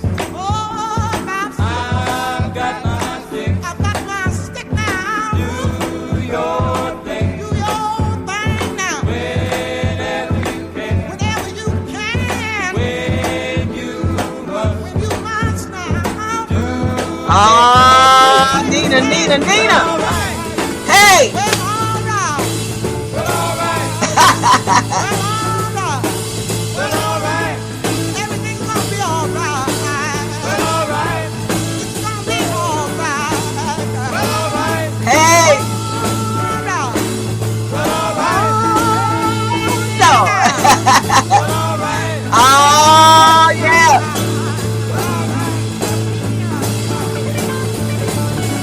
Oh, yeah, y'all.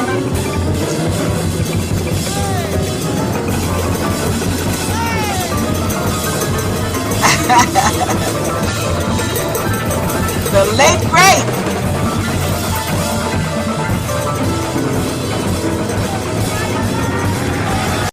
The late great Nina Simone.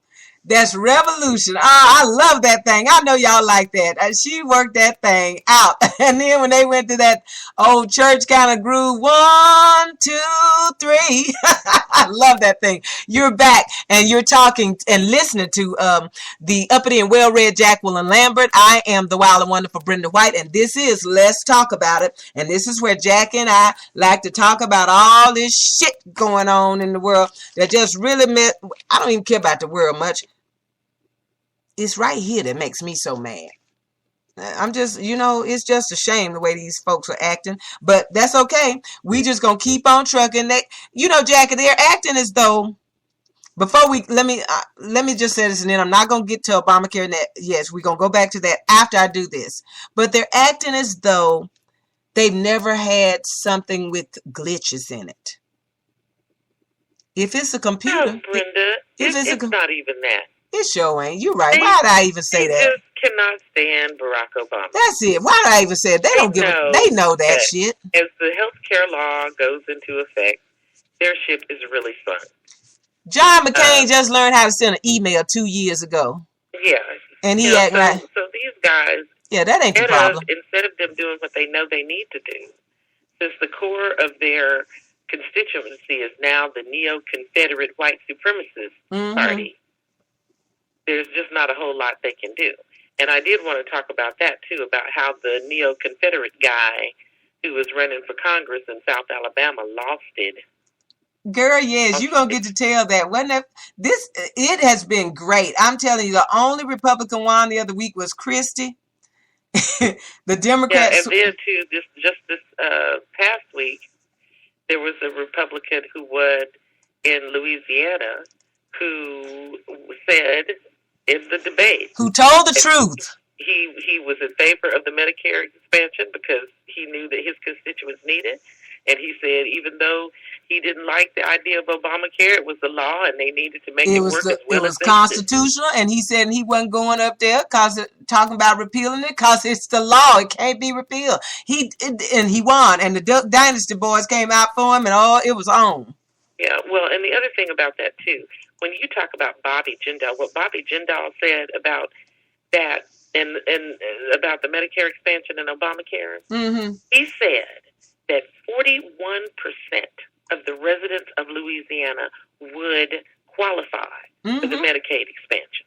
Jackie, they're now, Brenda, and then he makes this comment about we got to have more people pulling the cart than riding in the cart. Jackie. And Brenda, no. Yes, he did. I'm sorry, it gets better. He did, didn't he, Jackie? Yes, he did. To which one of the activists in Louisiana, this black woman, I'm sorry I can't call her name right. I can't either, Jackie, but I fell out laughing when she said it. Says Bobby been riding in the cart all his life. Okay, she said, Bobby Jindal, please. He been riding in the car all his life. We got to have more people pulling the cart. The thing that amazes me is that if you know that 41% of your entire population, we're talking about the entire population, is poor and starving. Thank you. How could you not? Because the point is that most of these folks are working. They're working at Walmart. Jackie, since Jan Brewer accepted the Obamacare, they don't call her name. And she don't care. And not only that, Jan Brewer says my Medicaid expansion. Do you hear what I'm saying? Yes. That's Jan Brewer. She doesn't even talk about President Obama. Yeah, it's hers. My Medicaid expansion. Jackie, the only reason talking about they're building these neighborhood health clinics that Miss Morganfield knows all about that. Jackie, let me ask you a question. These poor areas don't have to take 15 buses to get to see a doctor. Jackie, let me ask you a question. Yes. If you hated a government why would you go to work for them? They don't hate the government, Brenda. Oh, that's right. The government is their hoe. That's right. That's their hoe. Yeah. And I just want to say to the audience that I just want to remind everybody that this is a fight that has been going on since the founding of the Republic, y'all. There's a group of folks who believe that the only way you can have a civilization is to have a whole bunch of poor people struggling and working for that small group of aristocrats on top. And after we get through... that is what, in all of the Republican policy, everything. I heard somebody today talking about they needed to restore supply side economics. If I could have reached through the TV and knocked his ass out, I would have. We already know. Jackie, what they really want is slavery back. Exactly correct. That's why they're starting with taking the vote. That's why they're building more prisons. That's why they're trying not to feed your babies and give you no food stamps and no jobs, because they want you to run amok so that you can fill up these prisons for them and they can keep the money wheel turning. You're absolutely right, Jackie. They do not hate the government. They love the government. And as I always say, the government is their hoe. They don't want to share their hoe with us. That's my hoe. That hoe make money for us and us only. Yes. And I mean, it really is the pimp mentality. Yes, these well-to-do 1%ers, rich white men, they really believe that the government is their hoe. That's right. Well, I heard that's why they love working. I heard a statistic today that was really impressive. That all the Walmart heirs are richer than the bottom 40% of the entire country. Thank you. And poor Walmart. Also caught a statement today that was really funny, and that was the two biggest welfare queens in the country are Walmart and McDonald's. Yes. Walmart ought to be ashamed of itself, though. I mean, why not give your workers a bonus? You know, this story about them, Jack, is just heating up and heating up and heating up. You know, you read a story here at Let's Talk About It over a year ago. Yes. About the woman that worked at Walmart and was on food stamps. Yes. And quite a substantial amount, a percentage of their employees are. So I was trying to tell us something. I said I was trying to mention something here the other month about Walmart doing a little bit better. and all they announced that they was 40. That they had 400 people that they were raising to $25,000 a year status. And I mean, $25,000 a year. Yeah, that's. How are you going to live on $25K? Jackie. You're not going to raise a family on $25K. Okay.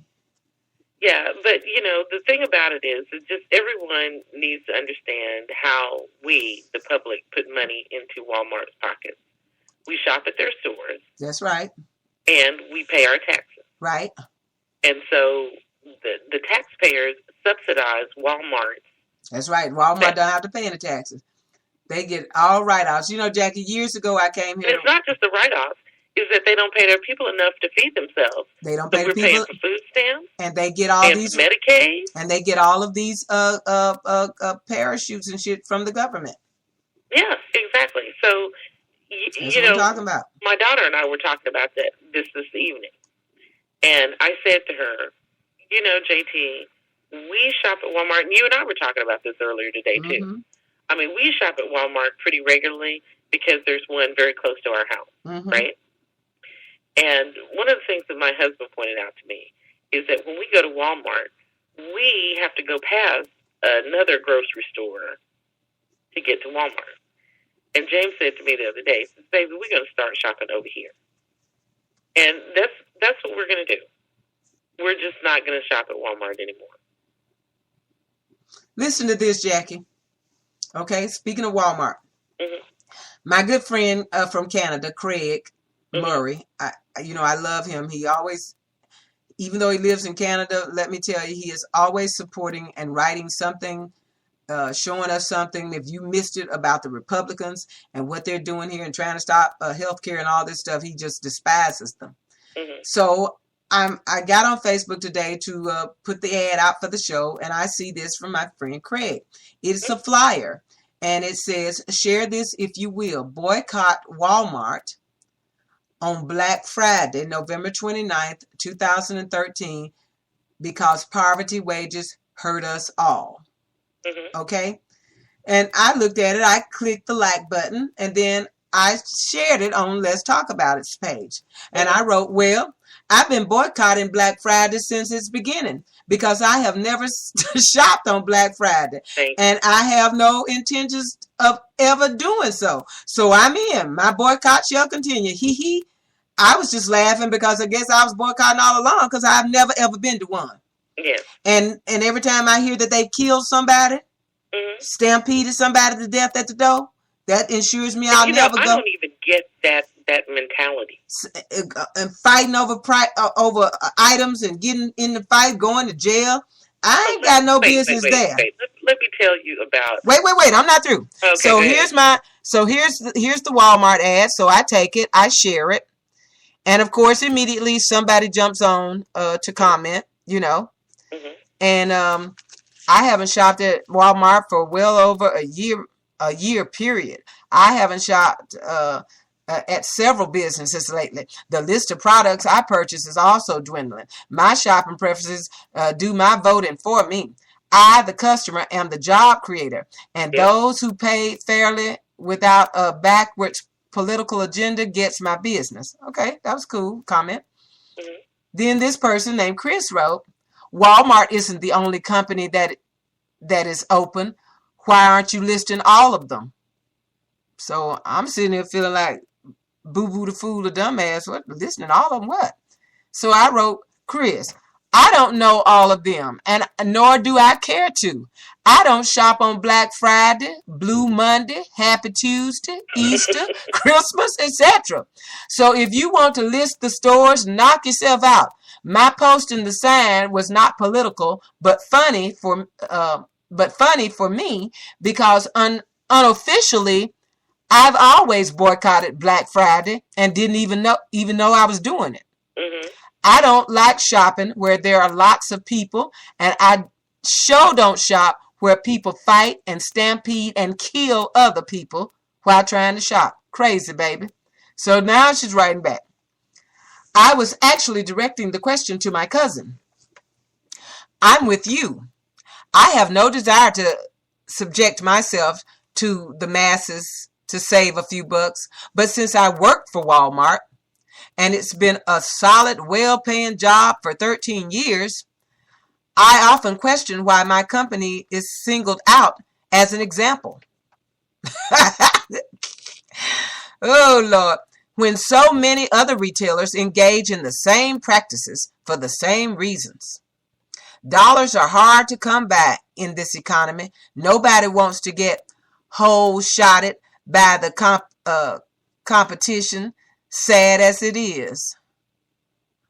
You see, those are the kind of people, Jackie. You see, if they were organized, and they would say to Walmart, all the workers, we're not working on Black Friday for you. Walmart has these people so intimidated and so messed up in the head. Well, but Walmart too, they do look for certain types of employees. They want to know if you're on public That's right. assistance and all that other stuff. And if you're on public assistance, too, in reference to that, the other retailer things, the other retailers are not the largest retailer on the planet. Thank you. The other retailers didn't bring in $15 billion in profits last year. Yeah, and I think about, people often talk about the difference between, say, Costco and Walmart. And the thing about Costco is that they just have a different corporate culture. Jackie, I understand. They have a different corporate culture. I understand, Jackie, if you were just a low wage worker, I understand you starting at $8 and something an hour, 3 months probation, and then maybe 50 cents or a quarter. But over the years, exactly, I think you ought to be getting a raise. And no matter what, whether you had a high school or no college or no school at all, once you worked at that store, year after year, you don't need a college education or a high school diploma to do the things that they want done the way they want it done. Right. Therefore, you are now experienced and qualified. Yes. Now it's time for a raise. And it's people like that. I worked there 13 years, and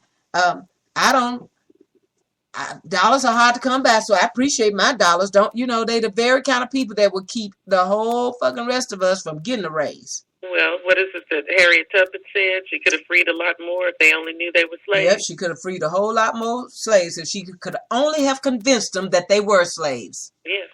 And so you got people like that. If the whole freaking organization, workers around the country said we ain't working on Black, that's their biggest day of the freaking year. Yes.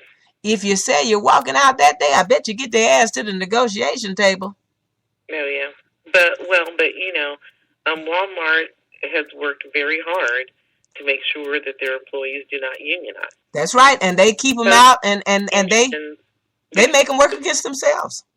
I beg your pardon? And they make them work against themselves, and they do have a few like Uncle Arthur, like my brother-in-law, who gets paid well and gets a nice But goodness, Arthur still worked like a galley slave. He worked like a galley slave, and he's been there 25 years. And here's the other problem with Walmart.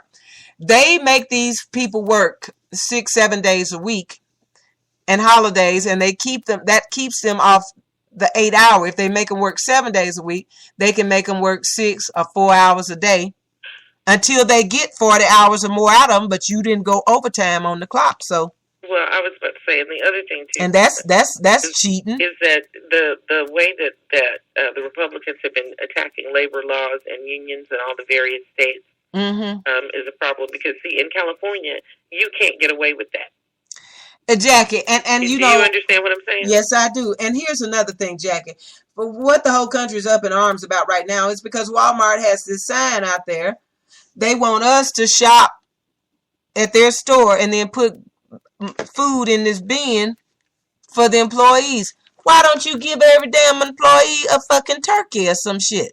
I know, Brent. Is that the sad? Why don't you give the bonuses at that time? And especially since they're working on Thanksgiving Day, coming in at 4 in the morning, if not 3, and got to work all day. Why don't you, Walmart, who gained $15 billion, why don't you give your employees, the whole damn lot of them, everybody, a goddamn turkey? And then give them a food coupon. Make them buy right back at your store. You ain't losing no money then. Yeah. Give them a coupon for $100, and this will help y'all buy for dinner. But no, they gonna put a sign out there, tell us to shop at the store, and then put some food in the bucket. Well, no, but where the sign was back in the employee area. Okay, so It wasn't out employees, for customers to so employees buy food and help other employees feed themselves. Exactly. And That's and even the other worse. employees, they're all earning the same crappy wage. So how is that going to work? Okay, Jack, I was about to say that's even worse. If you can buy a can of a bag of chitlins for another employee, then you can buy the damn chitlins for yourself. Yeah. Yeah, and if that employee gonna turn around and do what? Buy you get them some chitlins and they give you a can of pumpkin? That ain't right. That's even worse. That it's back there in the employee thing. Man, Yeah. I tell you. But Brenda, one thing that I do want to say though is that I know that in the Senate they're working on a bill to raise the minimum wage to $10.10 an hour. And they need to. And we know that the Republicans are not going to want to go along with that. But the one good thing that's going on is that in other states, they are just raising the minimum wage. I mean, in California, Governor Brown just a month or so ago signed legislation that will raise the minimum wage to $10.50 an hour in California now. And the minimum wage in California is already $1 more than the federal minimum wage. Jackie, And California has always been good about raising the minimum wage, but we had all that time with Schwarzenegger, and that didn't happen, right? Okay. Well, Jackie, Costco is one of the best companies in the world to work for. Mm-hmm. You'll never hear no shit from them because they pay you $20 plus an hour. Yeah. And I know that anybody at Walmart working like they at Costco. They work just as hard. I mean, and Walmart has a Sam's, and Sam's is comparable to a Costco, and I bet you Sam's don't pay what Costco does. Of course they don't. But it's Costco like I said, with Costco, it is just a different corporate culture. Honey, they don't have job openings coming up easily, and I think the man who turned it all around is not from this country. We just a country of greedy ass people that just don't know how to treat folks. Let me see what Gia says. Minimum wage in Washington State is $15. Just passed Tuesday ago. All right. Oh, I thought that was just in one city in Washington. I didn't think it was for the whole state. Well, she lived there. I don't know. So Gia, let us know, because I know that there was a small city that was had on the ballot to raise the minimum wage. David Capers is listening to us. He like Bernie Mac. I'm watching TV and I'm watching y'all. I'm watching TV and I'm watching y'all. He says I'm watching a congressman going to jail for cocaine. Yeah, that's our congressman. We so proud of him. Him been to go. Yeah, well, maybe you guys could elect a Democrat to this seat. Now, Jackie, if you get caught smoking, if you get caught with cocaine and you in the Congress, do you automatically lose your job? No, not automatically. You get to stay around. In the congressman's statement, he's going to rehab. Oh, sugar plum. Oh, get the fuck out of here. But I love it. What's going on with these politicians? Their alcoholism leading them to drug use. Jackie, Gia said you're right. It's in Seattle. Okay. Jackie, what I tell you today? I said I got me a few little pointers that I wrote down as I was thinking while I'm listening to all this bullshit on the news today. Mm-hmm. And I said, if you got any freaky habits like Anthony Weiner, if you a drug addict like Mayor Ford in Canada and Marion Barry and shit, don't apply for office. Yes. If you dating Jack the Ripper and you know it's Jack the Ripper, don't be calling nobody to come out there to keep him from cutting your ass up. And if you, I'm just saying, okay, let's go to Rob Ford. If you know, and my last one was that teenagers try drugs. Yes. Grown ass people, you using drugs. That's right. You using them. There ain't no trying there. You using the shit. Just say you using it. Your trying days are over. Yeah, your trying days are over. And I've tried crack. No, Negro, you smoking crack. Well, but Brenda, the thing about Rob Ford, though, is that I don't know if he's really a crack addict, because you cannot be that fat and be smoking crack. Yes, you can, if you just keep on eating like a glutton. And how do we know he ain't lost 50 pounds? We don't know how fat his roly-poly ass was. But Jackie, he acting like somebody smoking crack. He got more excuses. He's really behaving. He with a substance abuse problem, and I am just amazed that there is no way for them to put him out. They can't recall him, I guess. Well, Jackie, yesterday they stripped him of his. They said he is mayor name only now. Yes. And he said he still ain't going. Then he threatened to drop an atomic bomb on all their ass. I'm gonna get you, sucker. I know. What'd you say? He said, Jackie, I'm gonna get you, sucker. Oh yeah. What he said? Y'all remember what he said? Hiroshima. Oh, he said, that you guys are always talking about American style politics. Well, you know how the president. Oh, he was talking about George H.W. Bush. Yeah. About when he told Saddam not to go into Kuwait. Yeah. Don't do that. I told you. And then he just ran in and pull out war. And I promise that all of you, it's like, dude, please. Okay, Jackie, that doesn't help when he's got a video. When the drug dealer took a video of him stomping on a table and ranting about what motherfucker he gonna kill. Brenda, listen. And Gia, we are talking about that Canadian food. We talking about Toronto Mayor Rob Ford. And speaking of Rob Ford, we are getting ready. Dave has been waiting for over 2 hours to hear this story. Okay. And so this is Rob Ford. This is a clip from Lawrence O'Donnell. So it's 7 minutes and a half long, y'all. So we're just going to sit back and enjoy and laugh, okay? Let's listen. Ladies and gentlemen, I want to apologize for my graphic remarks this morning. What? Rob Ford apologizing for his graphic remarks? When has Rob Ford ever apologized for graphic remarks or any remarks? What could he have possibly said this morning that he had to apologize for with his wife standing beside him? The revelations yesterday of cocaine, escorts, and prostitution has pushed me over the line. And I used unforgivable language. And again, I apologize. Okay, so overnight there were some new allegations about cocaine and escorts and prostitution, and the mayor telling a woman on his staff that he wanted to eat. Well, you know what? According to MSNBC standards, I cannot finish that sentence. But we have gotten special permission from MSNBC standards to allow Mayor Rob Ford, and only Mayor Rob Ford, say on TV what Mayor Rob Ford said today on live Canadian TV. The only thing MSNBC Standards has asked of us is that we warn you that you are about to hear something you have never heard before in your life. Due to mature subject matter, viewer discretion is advised. Oh, yeah, and get the kids out of the room. This could absolutely destroy any kid's ability to grow up to be mayor of any city except Toronto. Here is how Mayor Rob Ford's day started. Mayor Ford, any comments on the latest allegations? Mayor Ford. Give me a second. Mayor Ford, can you talk about the latest allegations? Yeah, you know what? I couldn't. If you could just give us a second. I couldn't comment yesterday because I didn't read the documents that was released. Unfortunately,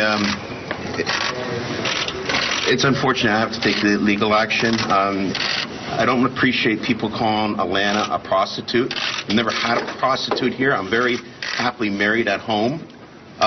This is very disturbing against my wife. Unfortunately, I have to take legal action against Isaac Ransom and George Christopoulos and Mark Toohey. I have to take legal action against the waiter that said I was doing lines at the beer market. That is outright lies. That is not true. You know what? But it hurts my wife when they're calling a friend of mine a prostitute. Alana is not a prostitute. She's a friend, and it makes me sick how people are saying this. So unfortunately, I have no other choice. I'm the last one to take legal action. I can't put up with it anymore. So I've named the names. Litigation will be starting shortly. I've had enough. That's why I warned you guys yesterday. Be careful what you wrote. Okay, so. That's all I have to say for now. And the next thing I want to call Mayor Britannia in Hamilton and tell them that we're going to have to spank their little tiger cats.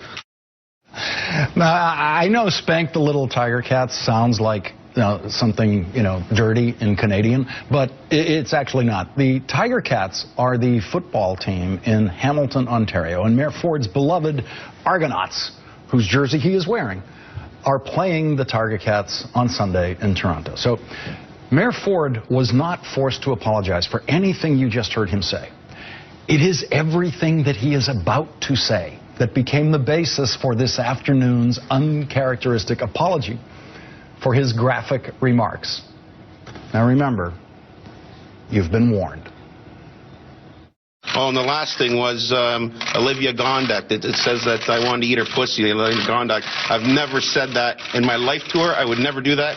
I'm happily married. I've got more than enough to eat at home. Thank you very much. Anything that was true? It's all right. It's all right. It's all right. Did y'all hear him, Jackie? Yes.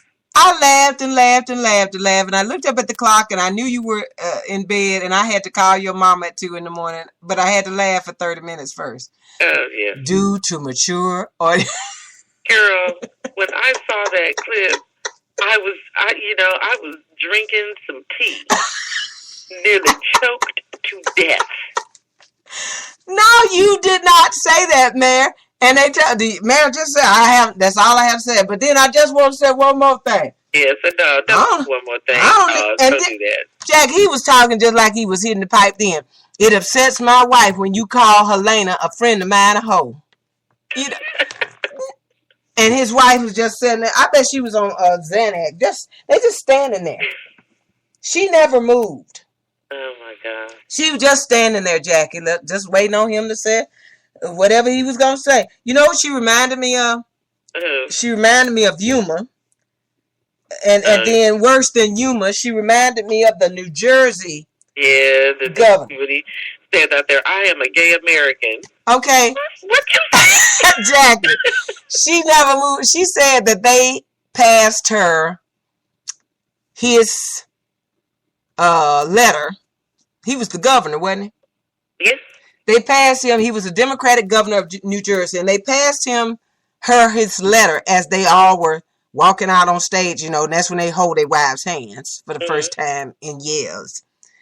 And he walks out on stage, and she said, now they handed her the letter as she's coming on stage, so she doesn't have time to read it. Mm-hmm. And so she had talked with him, and they had supposedly sat with staff and came up with this letter and what they were going to say. And she said, and that part right there about him being gay was not in that letter. So I saw this story on Who the Bleep Did I Marry? Yes. and the documentary. And so she and her mother were on there. And they asked, the interviewer asked the mother, what were you thinking? Where were you when she said, I was at home watching TV. And she said, and when I saw my daughter's eyes, or Jackie, they caught that very picture, the one that made the Nation's front page. They caught that very picture of her eyes. She didn't turn her head. Her eyes just went that way. Mm-hmm. When he said, I am a gay man, and she asked him all night long, was he gay? Yeah. And he was telling that this man was suing him and blackmailing him. Saying they had an affair, and she said, "Do you know I'm not gay? I love you and my children." What? I love you and my children. I love my wife, and my children. Yeah, and she said, and we talked all night, and then he stepped out there on that stage and told her in front of the whole world. Told the whole world. He said he couldn't hold it back. I am a gay man, and she was just like, what the? Yes. And so she divorced his ass and moved on and started herself a new life. But these wives that stand here, I know, looking like that they've been hit with a horse tranquilizer, I just don't get it. I know. Well, but it's just like you were saying.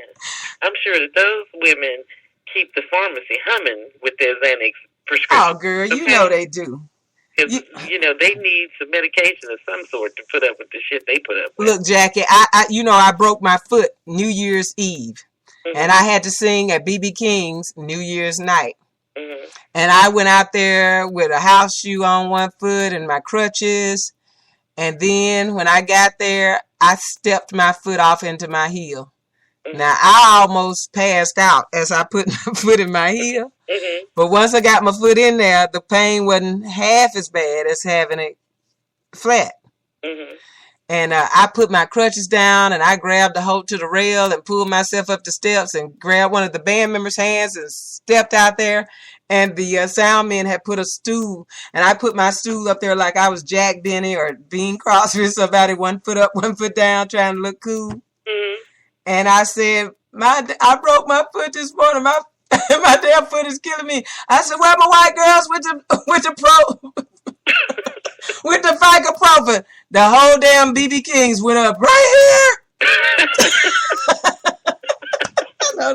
I said, where are my white women with them damn drugs? Where they at with the Vicaprofen? All of them hand went up right here. I told somebody on Facebook to give I told somebody once to give Joe Walsh, the Tea Party fiscal hawk, to give him a Xanax. My white girlfriends right now, I ain't giving that fool my drugs. Jackie, Rob Ford needs some drugs. Tony, what can he take? I mean, Jackie, he's just losing his mind. Look, that's his problem. He has too much drugs. And I'm going to tell you this. If that man ever sobers up, do you hear me? If he ever sobers up, he's going to look back on this stuff and he's just going to be so embarrassed. Yeah. And his wife standing there looking like his grandmother. That upsets my wife. They always bring the wife in them when they get caught nut deep in the putty tap. Or in the drug pipe or whatever. Oh, yeah. Then if I hear Anthony Weiner say that one more time, I just keep on saying, I'm going to make me a sign. Run, Yuma, run. Yeah, well, he's not through. I tell you, those two, I do wonder how long they'll be together because Anthony looks awful. Jack, I swear he's smoking crack. Oh, y'all can't hold me to it, but I'm telling you, Jackie, that is a meth look if ever I seen one. That ain't even a crack look. Crack people, the same shit they put in crack, they put different shit in meth. It ain't like I know how to mix it. I'm just saying. Yeah. I watch Drugs Inc. And the shit they put Drano, gasoline, all sorts of shit in meth. Yes. And the most famous picture in the police department, and the reason I know this is I taught HIPAA and I got to go to all 97 counties here in Florida and teach every police department HIPAA. And the police officers, the sheriffs and stuff just love me, and they would take me around and show me their places, where they worked before we had the seminars. And this is the most famous picture in the law enforcement world where they teach you about crack. And they have this picture of this, and you've seen it, I'm sure, this picture of this old looking woman. And they always start off by asking the crowd, how old do you think she is? And people always say 90-something. Jackie, she's not 90-something. She was 31 and she was a school teacher. And she got to smoking crack. Got to smoking meth. And within 10 years... 5 or 10 years, that's how she looked, 91 years old. It's horrible. Whole face. Well, there's a commercial where they show these mug shots of these people coming in when they first get busted and on and on and on. And I mean, it takes a toll on you. It is some terrible, terrible stuff. And I watched a couple of weeks ago, the funny story about my lights getting turned off overnight. And I was mad, but I didn't have nobody to cuss because they were going home. But they turned them on real early that morning and called me and apologized and offered me some kind of coochie coupon or something. I don't know. But anyway, I watched my phone YouTube that night. And I watched 48 Hours on Crack Street. That was the first time I ever seen or heard about crack. And this woman was... she was 29 years old. She weighed 250 pounds when she started, and she had a son. And they met her on the street. She weighed 85 pounds. And that's why I said, Rob, maybe he got money to eat. And so he eating better than most crackheads. But how do we know he didn't already weigh 500 or 600? Yeah, that's true. But I'm telling you, his little roly-poly ass he is just And he doesn't even see it. He doesn't even understand how bad off he is. Because he's in his addiction, Brenda. Yeah, he's in his addiction. And, and when you're in your addiction, no, you don't see anything. Everybody else is wrong. It's everybody else's fault. And that's the thing about George Zimmerman. He has that same victim mentality. Everybody picking on me. Yeah. Okay.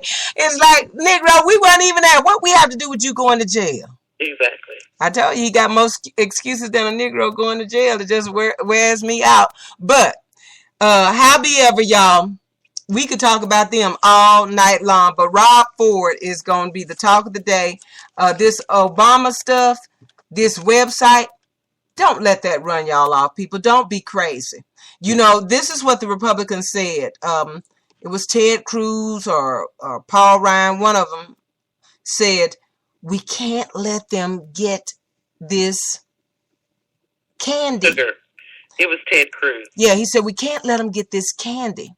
Yes. Because if we let them have this candy, have you ever given a kid candy and try to take it back? So what was he saying about healthcare, Jackie? It's sweet. And it is sweet. And it's not only that. The other thing that just it's a good thing. These bastards is they know, even though I know they act like they don't know, they know that the way our health care system was going to bankrupt the entire country. Yeah, they know it. There were more and more people who were being kicked off their insurance programs either because they lost their jobs or it got too expensive or whatever. Listen, we could not sustain the path that we were on. We couldn't sustain the trajectory. And they know it. And they know this. And something had to be done. And President Obama did it. And one of the things President Obama always says, which is really true, if it were an easy thing to do, it would have been done a long time ago. Thank you. And so, for some reason, the Republicans feel that if you are a working poor person, you shouldn't get health care. They got all bent in a stitch about he lied to us. He lied to y'all. If you got your health care, you can keep it. Look, Brenda, what you were keeping was nothing. Brenda, and it's not only that.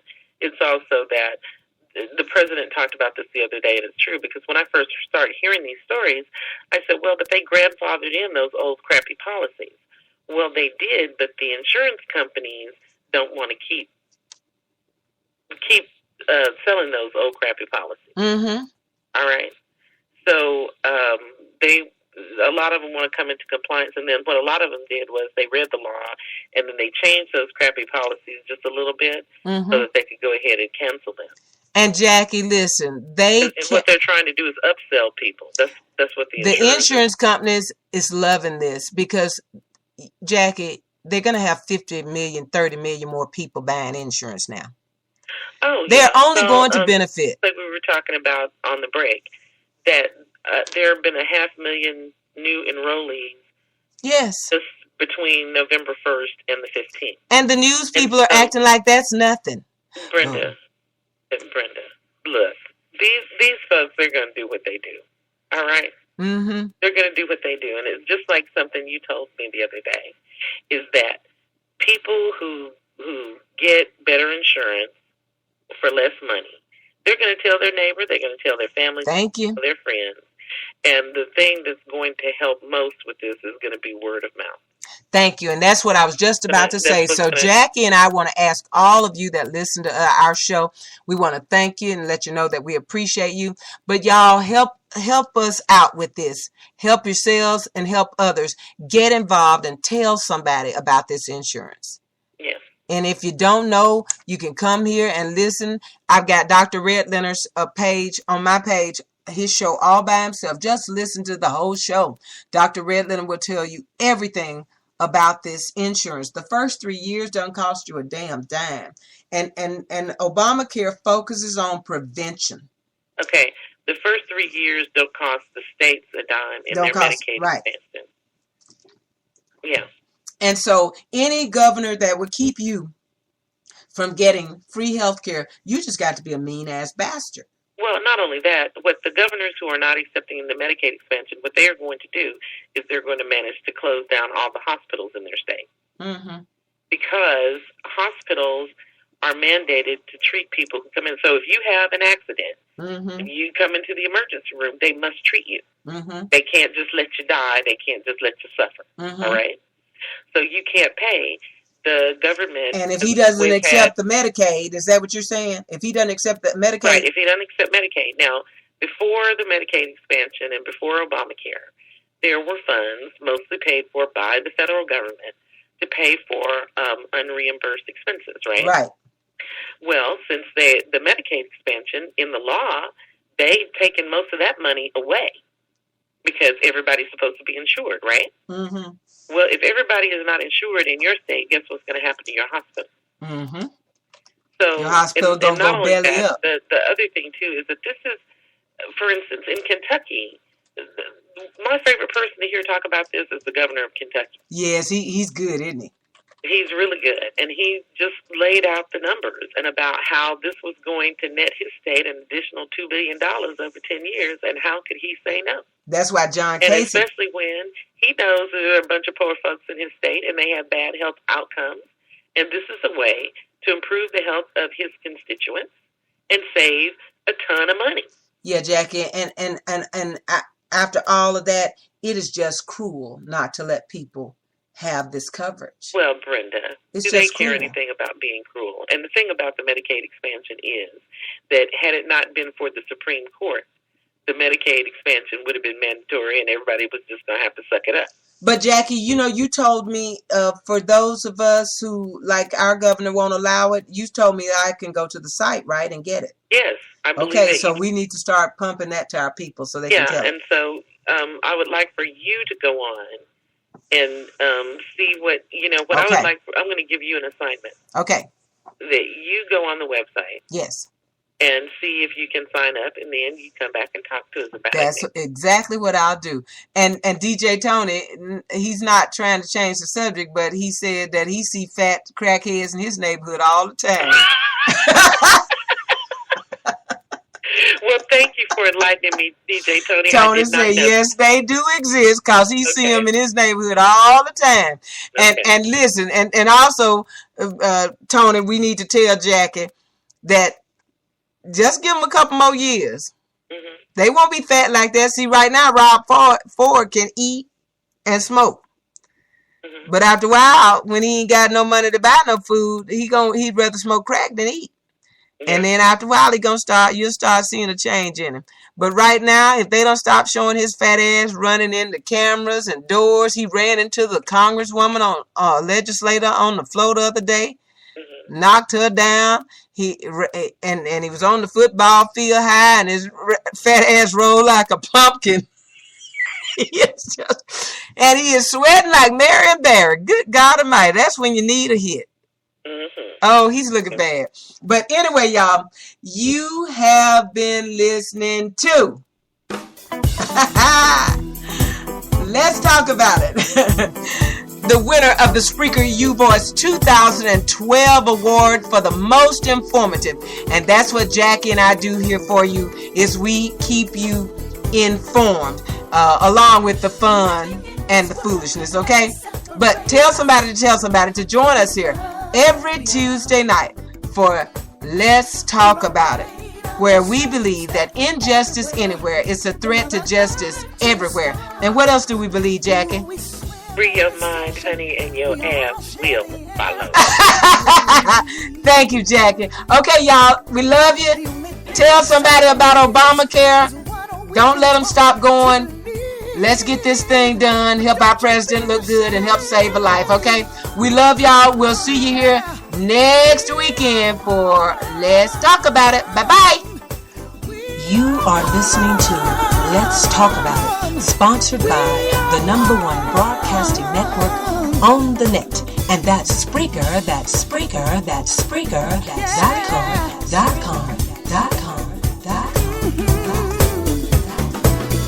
Look around you and you see the man.